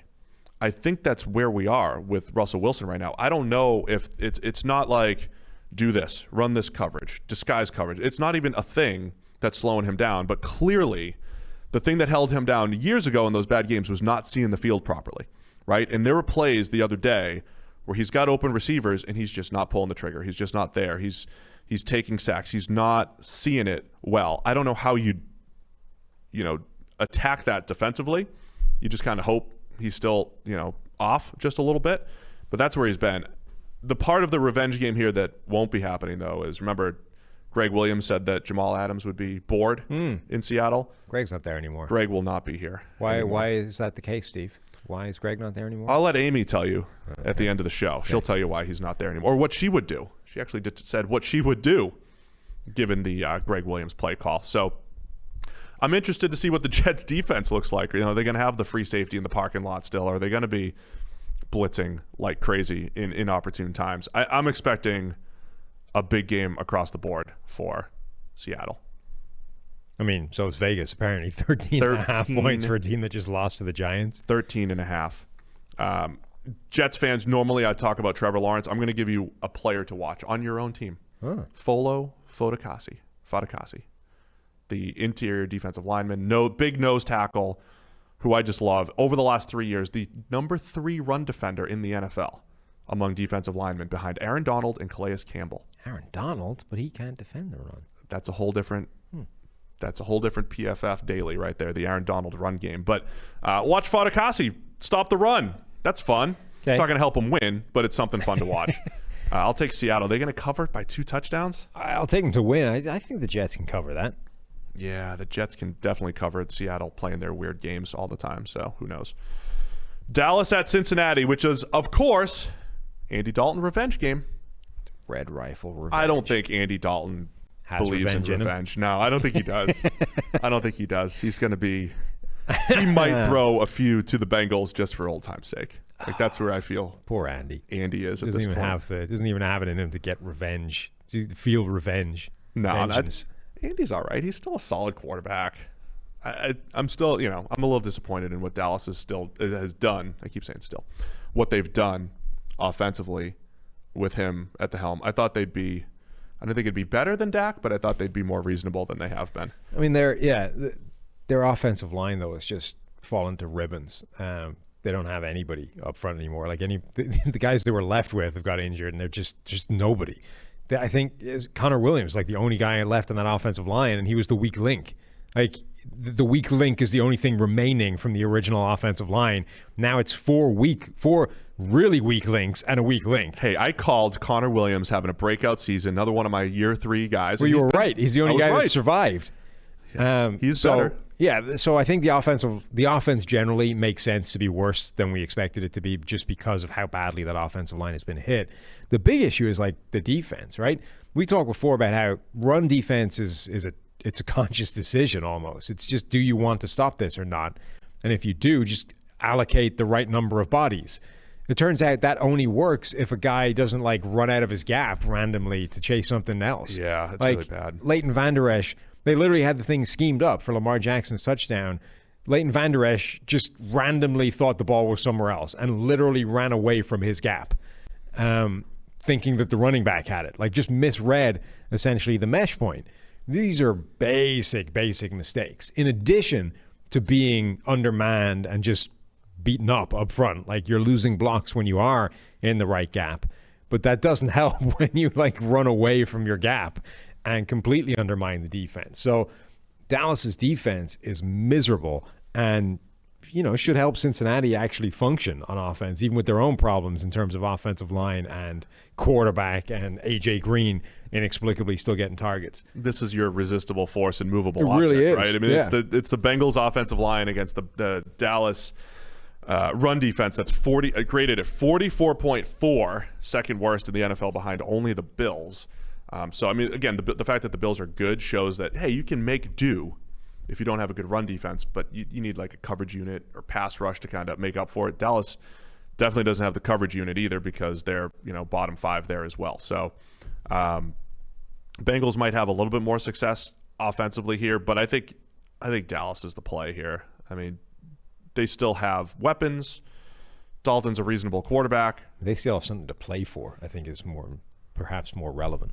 Yeah, that might be it as well. 3-9 Dallas Cowboys still have something to play for. It's not much, but I think they still play 2 different NFC East teams that are ahead of them. They can still theoretically snatch the division in a way. Like Cincinnati has been playing for a high draft pick since Joe Burrow went down. I keep coming back to Dallas can't be this bad. They can't be. Yeah, no, they are. Troy Aikman made the statement he said, I don't know where you go from here as a franchise. I'm not ready to go that far. I don't think it's that, sad moving forward. There's something great about generally TV has pivoted this way in recent years where they used to steer away from getting guys commentating on the franchise that they used to play for. Yeah. Because it's, not great sometimes.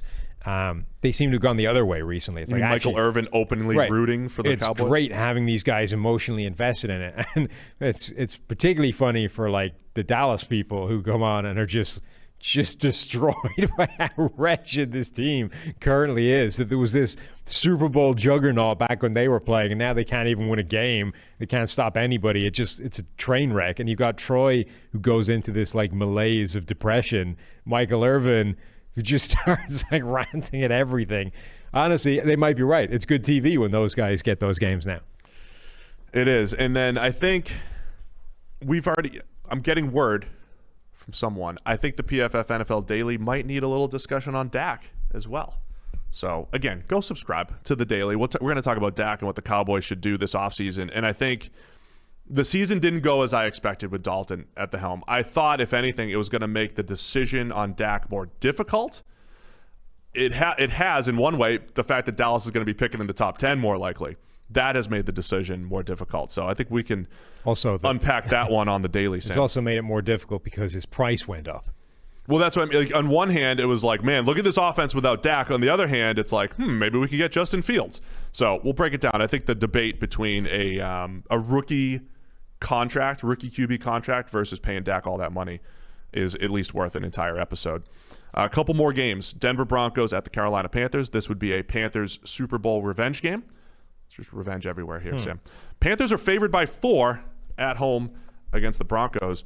I will say, of all the games on the slate here, the playmakers on both sides, a pretty good little matchup here if you're just looking at skill positions and the way the Broncos are developing their guys and the way the Panthers have deployed their resources. Dude, the Broncos offense is starting to bum me out, though. The playmakers they have, Jerry Jeudy, Tim Patrick, KJ Hamler, the tight ends, Phillip Lindsay out of the backfield, and all of them are being hamstrung right now by the fact that Drew Lock is the quarterback. And I'm not saying he can't become good, but he's nowhere near there yet. And as long as he's playing at this level, he is just crippling the performance of those other guys. Tim Patrick had a pretty good game last time. I love Tim Patrick. He's one dime that Drew Lock did throw was like a perfect pass into Patrick for a touchdown. But like Jeudy in particular, it's just getting like shut out because the ball can't find him. It's absurd. Yeah, I mean, look, they built that offense the way we would want a team built, right? Yeah. As far as like, these dudes are tough to cover. You need somebody to distribute the football, but their defense has been tough as well. It's one of those things because there's going to be a lot of head coaching decisions and all that stuff. And I think philosophically, how would you pick a coach? And I think you might want to get an offensive guru and all that stuff. But I think having a Vic Fangio, overseeing the defense is great. But then you have questions about when you grab that defensive coach, is he aggressive enough? Is he going to be making the right game day decisions? I don't know if Fangio's already kind of landed in that spot where like you don't trust him. Like they punted on 4th and 3 against the Chiefs the other day, right? They punted when they should have been going for it. Clear as day should have been going for it. So you got a good defense. Fangio's a big part of that, but the game day decisions, questionable. They need to start seeing some signs of life from Drew Lock. Otherwise, like they need to start moving on. Like, 57.9 grade, not going to cut it. I mean, he's in the same boat as Sam Darnold at this point. Yeah. Other than I think Darnold has shown better flashes and came in with higher expectations. Well, and than Lock. Perhaps more importantly, the difference between the two of them right now is that Denver is not in a position for a Trevor Lawrence off the back of this. Like right. the Sam Darnold thing is done, and we know it's done because the Jets are on course for a top pick and a generational quarterback. Denver are bad, but they're 4-8 bad. They're nowhere near the top pyramid of this tree for quarterbacks in the offseason. And if they were, the people in charge of making those decisions might not be there to make it happen. Are we going to make a call about Carson Wentz? Right now, Denver needs to see some signs of life from Drew Lock. Otherwise, they're in real trouble. A lot to unpack here this offseason, I think, for the Broncos. We'll have plenty to say about that. I think the skill position players are the people to watch in this one, both sides of the ball. I like Carolina. 4 might be rich. I'm leaning Carolina, even with the 4. Yeah. This could become a sneaky shootout, too. I mean, Denver's defense is good, but I like the way Carolina's moving the ball and Joe Brady's calling plays. So, All right, last game. Tennessee Titans at the Jacksonville Jaguars. Have you seen our number 2 graded receiver this year? Have you seen him? Yes. Who is it? It's future Hall of Famer Corey Davis. That's right. How long would he need to play now to make the Hall of Fame at this level, given his relatively still another 10 start? to 12 years. Okay. Yeah, you got a lot of years. Okay. But it's like, Jimmy Smith didn't become a star for the Jaguars for a few years. It takes time for some of these guys. Yeah. Look, I don't think Corey Davis is better than A.J. Brown. I don't believe that at this point. But Corey Davis, the pending free agent now, has made his price tag a little bit steeper, I think, on the open market. And I mean, he's resuscitated his career. I mean, he was a legitimate punchline in terms of your prognostication skills. He wasn't that bad, though. He was even coming into the year, he looked like a pretty good number 2. I don't know that much has changed there other than some opportunities and the scheme's been good and all that stuff. He's a good number 2. He's a good 2. A.J. Brown's the 1. It's the Tennessee dudes against the Jags. Not so good corners. Yeah. That's what I'm keeping an eye on, by the way. I mean, last week Tennessee got stomped because the physical freaks that they have, Derrick Henry, A.J. Brown, didn't fire. Brown was fumbling the ball away. They got in a hole to the point where they weren't really using Derrick Henry. That shouldn't happen this week.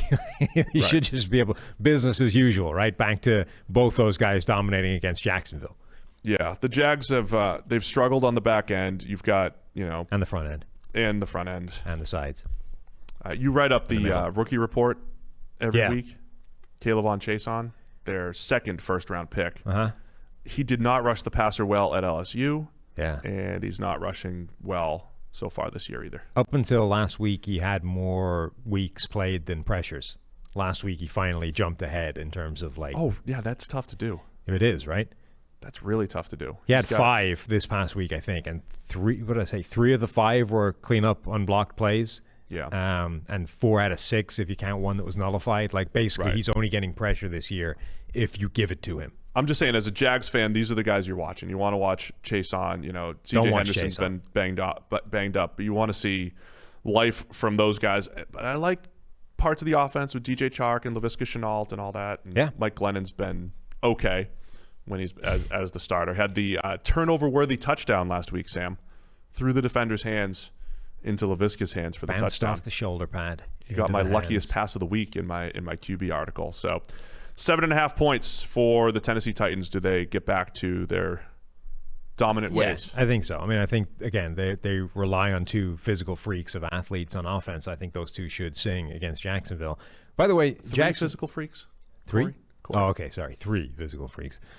Well, 2 physical freaks and a Hall of Famer. Thank you. Yeah, that's much better. The Jags, who we thought were untankable earlier in the season with Gardner Minshew, are all of a sudden 1-11, almost stole the number 1 overall pick spot last week at times during the afternoon from the Jets. Turns out they weren't tank-proof. Now, okay, they pulled Minshew out of the lineup, which would help, but yeah, it turns out they're not tank-proof at all. They're just that bad. I love that Austin is just sending us all PFF NFL Daily topics. Wentz to Denver. We'll just have a different, Wentz to Indy, Wentz to Denver, Wentz to New England. We'll have a different show for each of them. He also suggested a Corey Davis victory lap. Maybe in 10 years on the Daily when he makes it to when the gold jacket gets fitted. When he does get fitted for his gold jacket, I would think that's a full pod. I would think that at that point Corey Davis would call you up to be the guy that presents him. Oh, that's a good point. Right. That's a good point. I'm rooting for you, Corey. Just 1,000 more receptions. And the guy that started the Hall of Fame campaign way back in, 2017, his last season of college, should be the one presenting his Hall of Fame jacket. It's good to see Corey playing well. Really nicely done. So we've mentioned the PFF NFL Daily. Go check that out. Go check out Chris Collinsworth's podcast wherever you're listening to this. He's been doing a great job with Richard Sherman as well. And now we're going to get to what we've been calling one of our favorite interviews. One of our favorite. Just quickly, Sherman also thinks you're an idiot about Gregg Williams. Just putting it out there. Okay, so if you want to get all the Gregg Williams takes, there was me on Monday giving my take on the 0. You thought it was a good idea. Amy's about to give you her take, and then Sherman gives his take on the PFF Twitter account, but also on the And without spoiling it, nobody has agreed with you. And the Jets, by the way, didn't agree with you. They fired. Hey, I went on the Dan Patrick show, and they didn't laugh at me. They let me state my case. How it wasn't egregious. They probably laughed at you once you hung up. All right, let's get to Amy Trask, one of our very favorite interviews here on the PFF NFL Podcast. All right, we are thrilled to welcome in Amy Trask, CBS sports analyst, former CEO of the Raiders. Amy, thank you for joining us today. I am thrilled, honored, delighted, or as my mom would say, tickled pink to join you. Thanks so much for having me. As a former CEO, why are you so positive and cheery all the time and always saying hi to people on Twitter? That was your question, Sam. I'm sorry, but you're so positive all the time. Well, I do have my moments. And by the way, I don't think it's mutually exclusive to be firm and strong and, a leader and yet also say hi to people. I love it. That's great.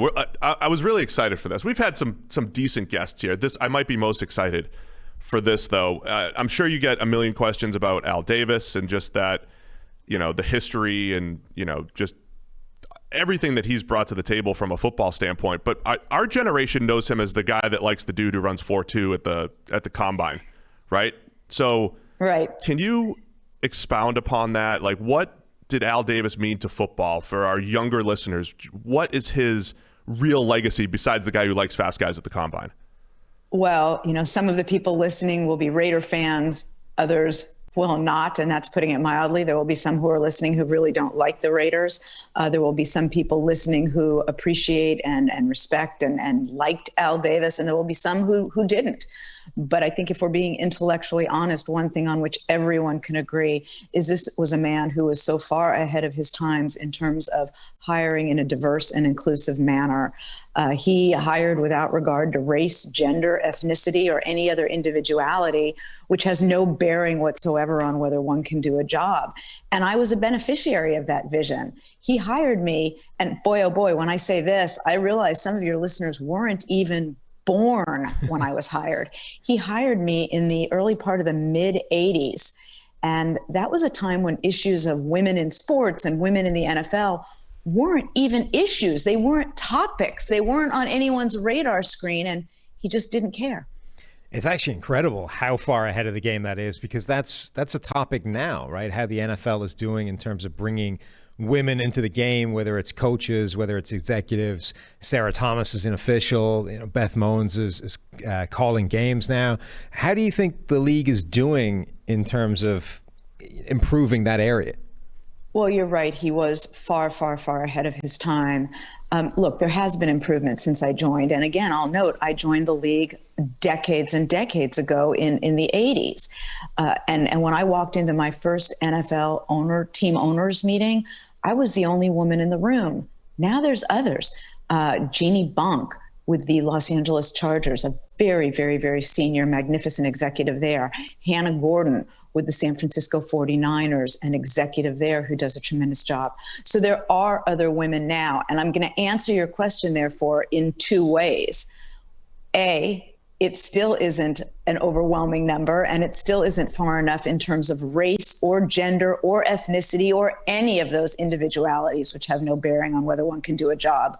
But it is far better than when I joined. So has there been progress since I joined the league? Yes. Is there more progress to be made? Of course.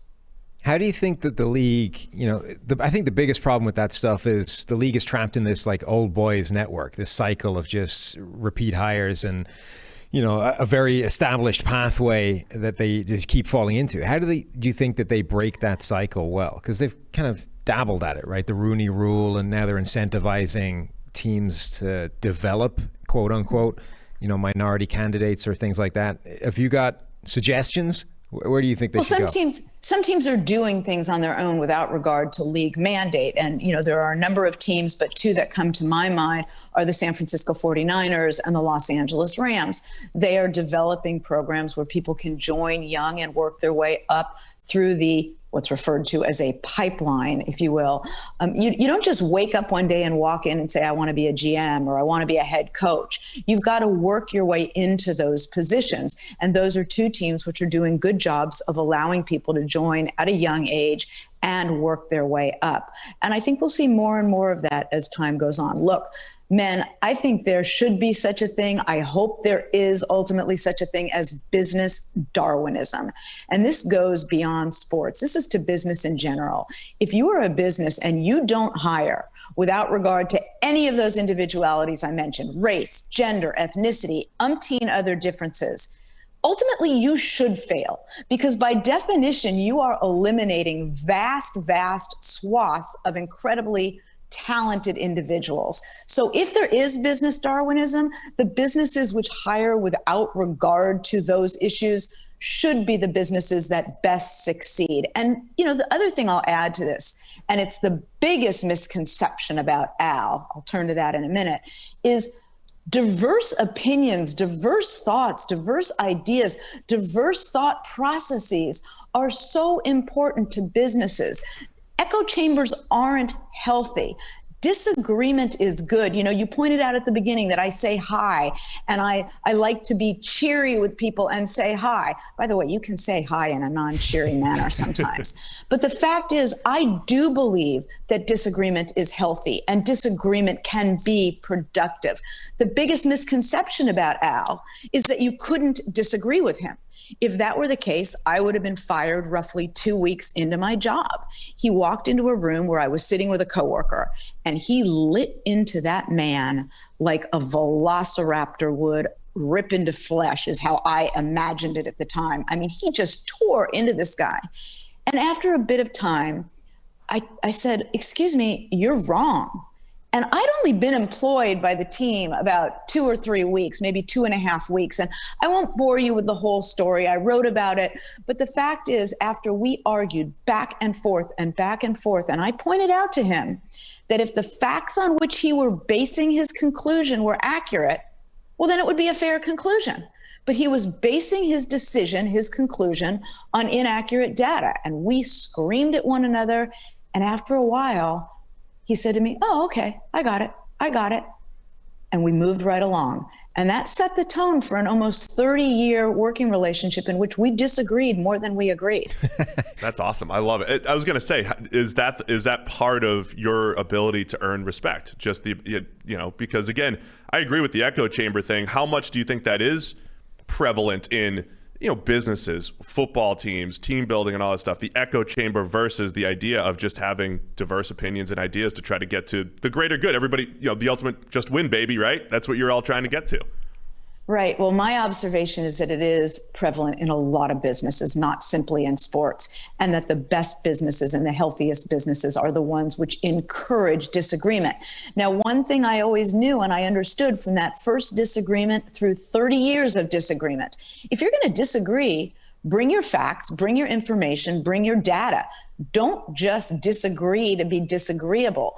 Disagree if you believe your position is right and do your best to explain it. Now, look, ultimately, I understood Al owned the team. I did not. So his word was going to be the final word. I would do all I could to convince him that he was wrong. And as I said, we disagreed more than we agreed. But at the end of the day, he got to make the decision because he owned the business. And it was then my job to effectuate that decision as best I could. Disagree and commit, as we like to say here at PFF. Right, that's our boss Neil Hornsby's mantra. That's what he goes with. As far as I can tell, you got your start with the Raiders, essentially cold calling them for an unpaid internship way back in the day. Were they your first call, or did you almost live like a whole separate life in a law firm somewhere, or working for a bank, or was there another option that didn't pick up the phone? No, it was my first call when I was in graduate school. And I want to quickly note, because I did do an unpaid internship for the team, and I recognize how fortunate I was in that regard. Not everyone had the luxury, if you will, of being able to pick up the phone and say, right, I will be an intern and you don't have to pay me. And by the way, that's exactly how the conversation went. When I was in grad school, I picked up on the fact that others were having what they called internships and externships. I didn't understand what the difference was. I don't think I understand it to this day. But I thought, wow, that's interesting. And I picked up the phone and I called the Raiders and I said, I'd like to be an intern. They connected me with a gentleman who said, what's that? And I said, well, I'll work for you and you won't pay me. And he said, come on down. But again, I recognize how fortunate I was that I had the luxury. Now, the good news is, kids today, they pay interns. Not in the olden days, and I did have the good fortune of not having to be paid, and I recognize that good fortune. But today, they pay you. So make that phone call. So if that was your first phone call, you're like, I need an internship, I'm calling the Raiders. Were you already a football nut? Where did that come from? I fell in love with the game of football in junior high. And I didn't come from a family of football nuts, to use your term. My family watched the Super Bowl every year. They weren't, nobody was usually home on Sundays. They were out and about. And I was the one who wanted to stay home and watch football because, as I said, I fell in love with the game in junior high.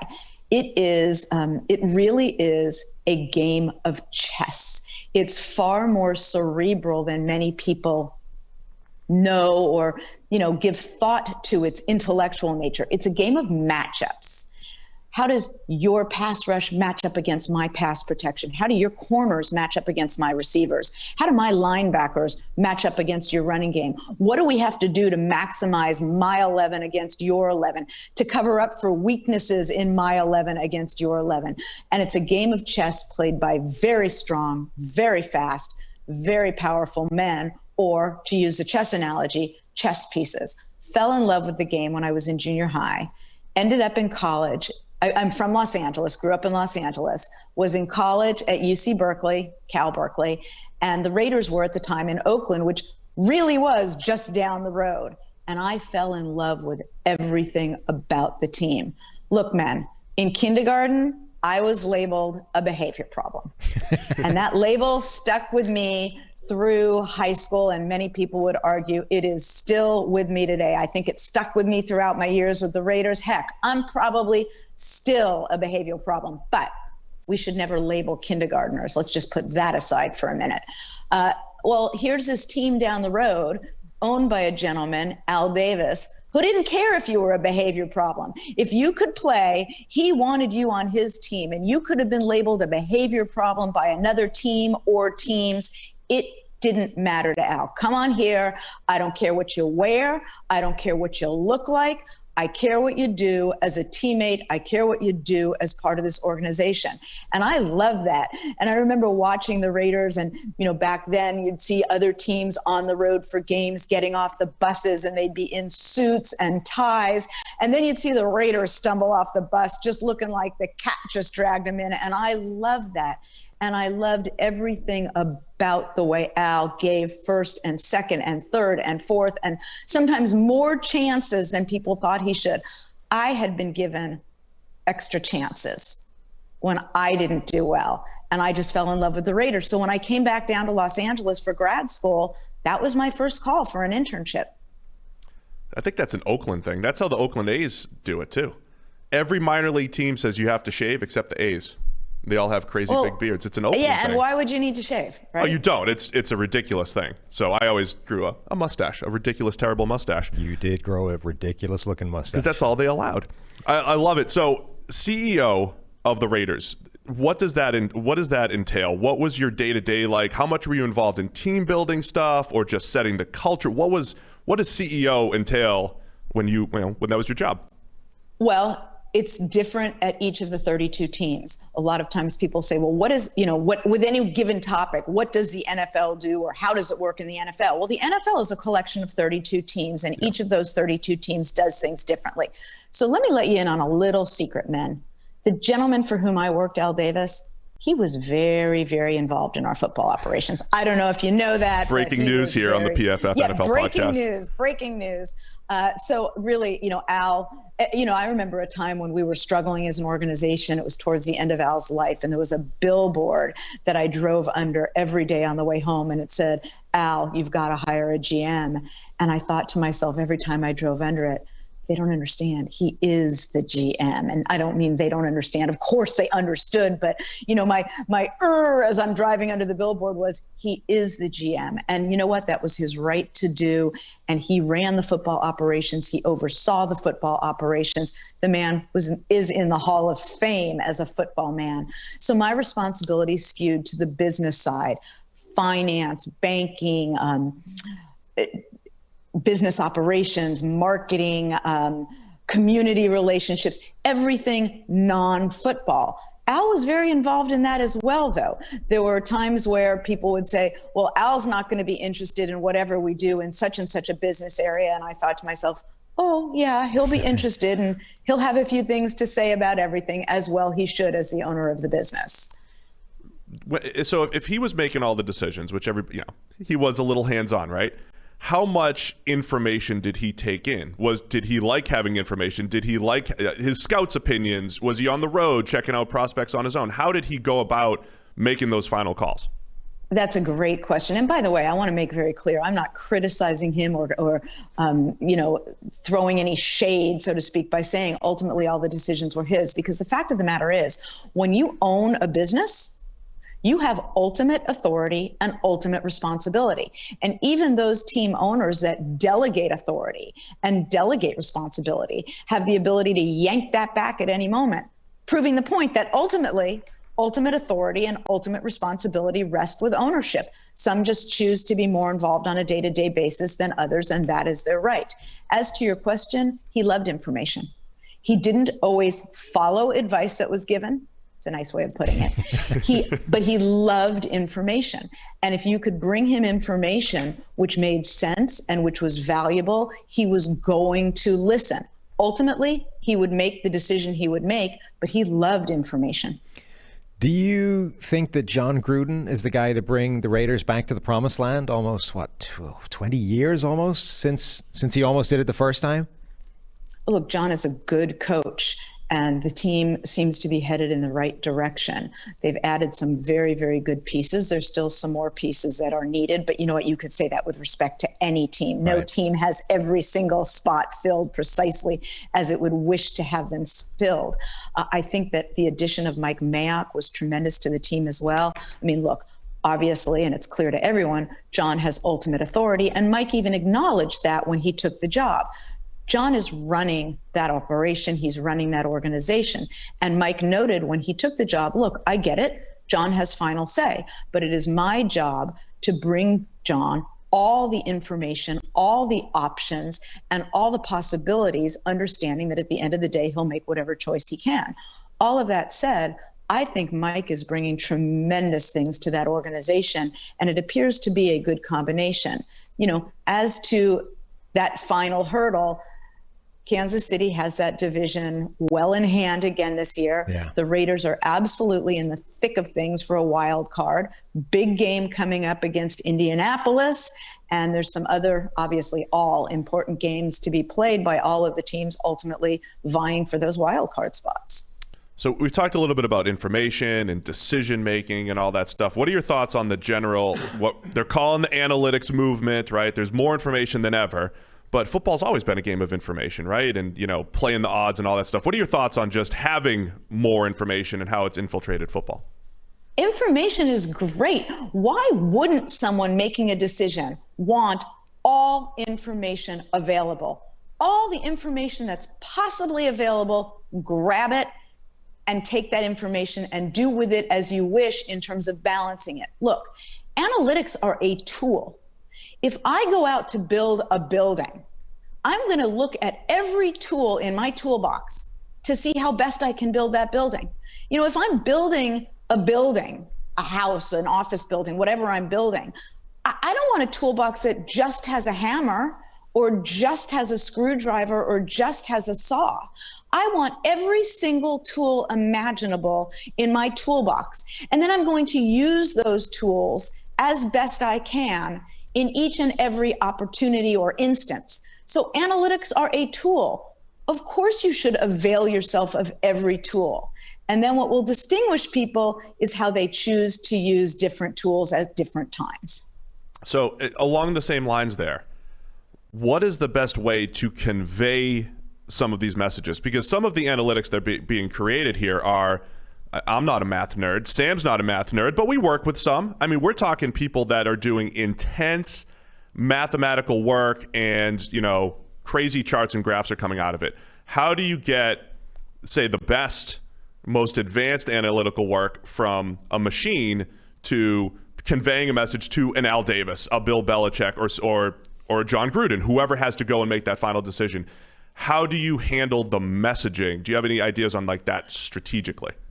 Sure. I think the messaging is to present it as, here is information. You can use this information to help guide your decision. And then explain what the information is. I don't think it should be presented as, you must follow this, or this is an absolute, because you're going to alienate some people when you present something as an absolute, that it must absolutely, unequivocally be used. Present it as, just as I said, a tool. Look, here's this information. Here's what we found out. Let's see how we can use this to help with decision making. I would not present it as it must be, it's always going to be right, it's absolute. It is a tool. And there are some people who will feel it is a tool that should be leaned on or used more heavily than other tools. There will be others who say, yep, it's a tool and I'm going to factor it into my analysis and I'm going to factor it into my decision. But you know what? I'm going to factor other things into my decision as well. What do I say? Look, let's say the analytics tell you on a certain play, you must do X, whatever X is. But you're the head coach and you're on the sideline and you realize that doing X involves using players A, B, and C. And you noted that player C is struggling a little bit, or you noted that the weather is such that player B is having a lot of trouble, or you've noticed other things about the mood of the team or the tone of the game or, the condition of the field. Well, you know what? It's okay to factor that in too. I would present it as something that can be helpful, but not as something that is absolutely unequivocally the only answer. I think that's a great point. That's the kind of tone we've tried to talk about before on the podcast. All right, so we've done the hardcore analytics, the serious questions. Let's pivot to something a little less serious. There's billions of people on Twitter. Everybody uses it, and you are one of the few individuals I can think of that has their own personal shtick. The high thing, where did that come from? Particularly not a shtick. But go on, and then we'll get particularly back. Not because a shtick. So it's just me. Stop making her mad. Particularly because I didn't realize that there were multiple varieties. I didn't realize there was a more aggressive or a passive aggressive variety of high as well. I thought they were just all happy-go-lucky highs. Oh, they really are on Twitter. It's when I do sometimes deliver one in person. Okay. Take a little bit of a tone. All right, let me tell you the background. It is not a shtick. It's me being me. I have always loved saying hi to people, and I've done it for as long as I can remember. I walk by someone on the street and we're passing one another. I say hi. I get into an elevator. There's people in the elevator. I say hi. I'm walking through a hotel lobby. I pass by someone. I say hi. Why wouldn't you say hi to someone that you walk by? Now, again, these are the olden days when we all used to be in elevators without masks and things like that, but right. You can still say hi through a mask. So I love saying hi in real life. So I like saying hi on Twitter. Why wouldn't we say hi to someone? Let me tell you something I love about Twitter. We have the ability to interact with others throughout the entire world in real time. And we have the ability to have conversations and exchange thoughts and ideas and communicate with others throughout the world. Do I think it's okay to disagree? Absolutely, positively. But you can disagree agreeably. And something we do in our Twitter village is we exchange thoughts in a reasoned and reasonable manner. And when we disagree agreeably. And I say hi. So now we all say hi a lot. And I will tell you, men, in the few years I've been on Twitter, I can count on probably two hands the numbers of times someone has been really, really nasty in expressing disagreement. And in each of those instances, I have written back and said, you know what, fair enough. You disagree with me. That's fine. But you don't have to be mean when you disagree. And of course, I sound like a 3-year-old saying, don't be mean to me, but or a 7-year-old. I say, you don't have to be mean or nasty when you disagree. And less than one hand, the number of times that someone hasn't written back and said, you know what, you're right. I do disagree with you, but I didn't have to share it in a mean or nasty manner. Let's disagree agreeably. Well, think about what the world would be like if we all agreed that we would disagree agreeably and try to communicate to solve problems. And if Twitter allows us to do that, even on a teeny weeny basis, well then yay, Twitter.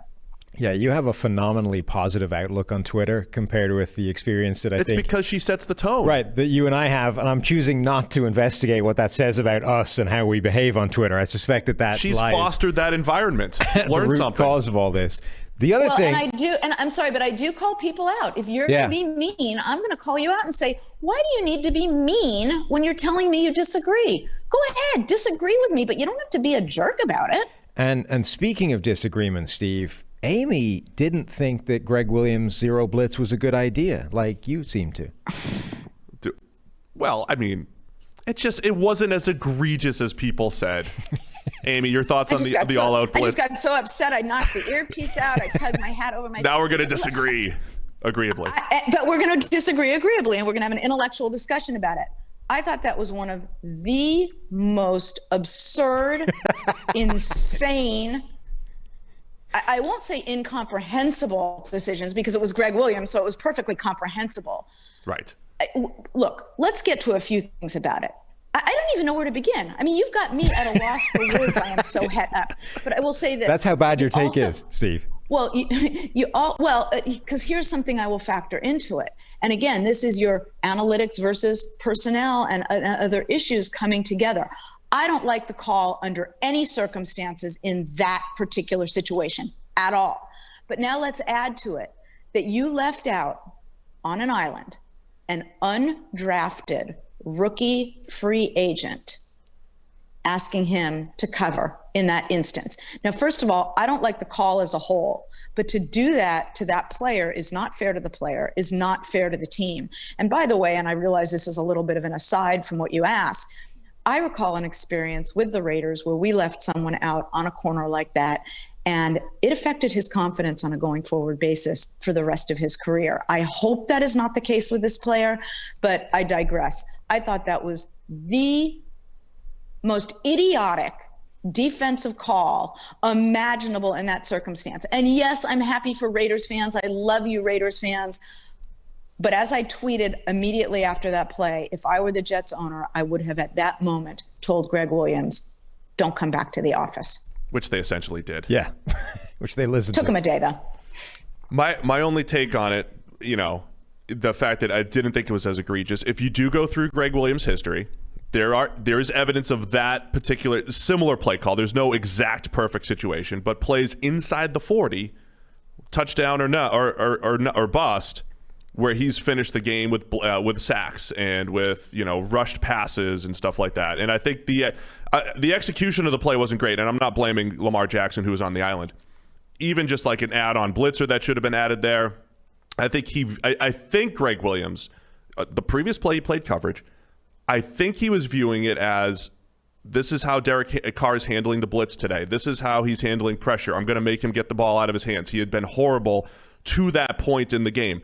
I don't think it was just like, just dial it up, just go. I'm Gregg Williams. I'm going to blitz you like crazy. I think there was at least a little thought put behind it. Fair enough. And we are disagreeing agreeably. I almost said Oakland. I would have had to put $1 in my little jar. Las Vegas does have very, very, very good offensive line. And so notwithstanding your point, which is fair about some troubles that they'd been having that day with protecting and how Carr was performing, that is a very, very good offensive line. And they knew it was the last play of the game, and they knew they had to give Carr a chance. You could have sent one less man. You could have left someone deep just to protect the backside. True. You could have played sticks. You could have watched the sideline to make sure no one got out of bounds. I mean, there were umpteen things you could do. If you're going to do what Gregg Williams did, you can't fail. It better work. Because you cost your team that game. Yeah. Look, I don't disagree with that. I mostly disagree with the people who think it was like a tank job from above. That's the part that's the part that I've somewhat facetiously pushed back on, and that it's in Gregg Williams' nature. He's done it before. He's had success, and there's at least some sound reasoning in there. I wouldn't make the play call. I wouldn't want to make the play call. I don't, it is risky, but I just don't think it's like a tank from the top. Okay, I agree. I absolutely unequivocally agree with you. Period, full stop. I disagree with you on the play call. I think it was the stupidest play call known to mankind. Well, that might be a little bit of an overstatement. Stupidest play call possible in that situation. But I agree with you entirely. There was no tanking involved. There was no call from upstairs, no direction from anyone in the organization. Players don't tank. Coaches don't tank. In my experience in almost 30 years in the league, I never, ever, ever once heard of anyone in any organization suggesting that there should be a tank. That's not the way sports is. That's not the way the NFL is done. And by the way, anybody who watched the Jets celebrating on certain plays and who watched them after that play there was no tanking involved. I know you have to go really quick. My wife agrees with you, right? Because she said if you teach a team to lose, how are you ever going to get them back? How are you ever, once you do get your quarterback or whatever, how are you ever going to get them back? Do you agree with that as just like, building a culture, right? Well, it's just anybody who's been part of or knows anything about sports knows athletes don't, it's just, that's not what happens in the NFL. So, and their jobs are on the line as they're doing this. Right. Wise wife. Yes, she's pretty smart. So this was one of our favorite, maybe our most favorite interview. Don't tell Steve Smith. Amy Trask, CBS sports totally analyst. Telling Steve Smith. Do not tell Steve. He was absolutely our favorite. I do not let, he can't get mad at me. Former CEO of the Raiders, author of You Negotiate Like a Girl, Reflections on a Career in the National Football League. Thank you, Amy, so much for this. Thank you so much. Thank you, guys. And I'm sorry I carried on at length on some things. You are fun to talk to. I could have gone on for hours. Well, we'll have to have you back maybe sometime this offseason. Deal. All right. Thank you, Amy. Special thanks to Amy. That was awesome. She was really great. She was a fantastic interview. We should definitely, we're talking about longer off-season interviews, getting Joe Thomas back once he doesn't have a hard out to pick up the kids. Right. Amy would be a great one. Like, you could talk Al Davis stories with Amy forever. I mean, right. She had an inside look at one of the most interesting and important people in NFL history. Whether you loved or hated Al Davis or just remember him as the dude that loves people that run a 4.2, like, Al Davis was one of the most important people in the history of this sport. That guy we need more of those stories. Yeah, I mean, he went from scout to coach to GM to owner. Right. Like, the whole thing. He was commissioner of the AFL. He was a big reason behind the merger, albeit a merger that was kind of orchestrated behind his back. But like, he was literally one of the most important people behind what the NFL looks like right now. Maybe we get back to the long form, do a whole Al Davis episode with all that research. They say some of the best leaders are the ones who like start in the mailroom and work their way up. I feel like Amy has that about, like, you start as an intern and she's seen every step of the way through the top. So her insight as far as running an organization and all that stuff, absolutely invaluable. So again, thanks to Amy Trask. Thanks to everybody for listening and watching. We'll be back here on Monday morning reviewing all of the Week 14 NFL action.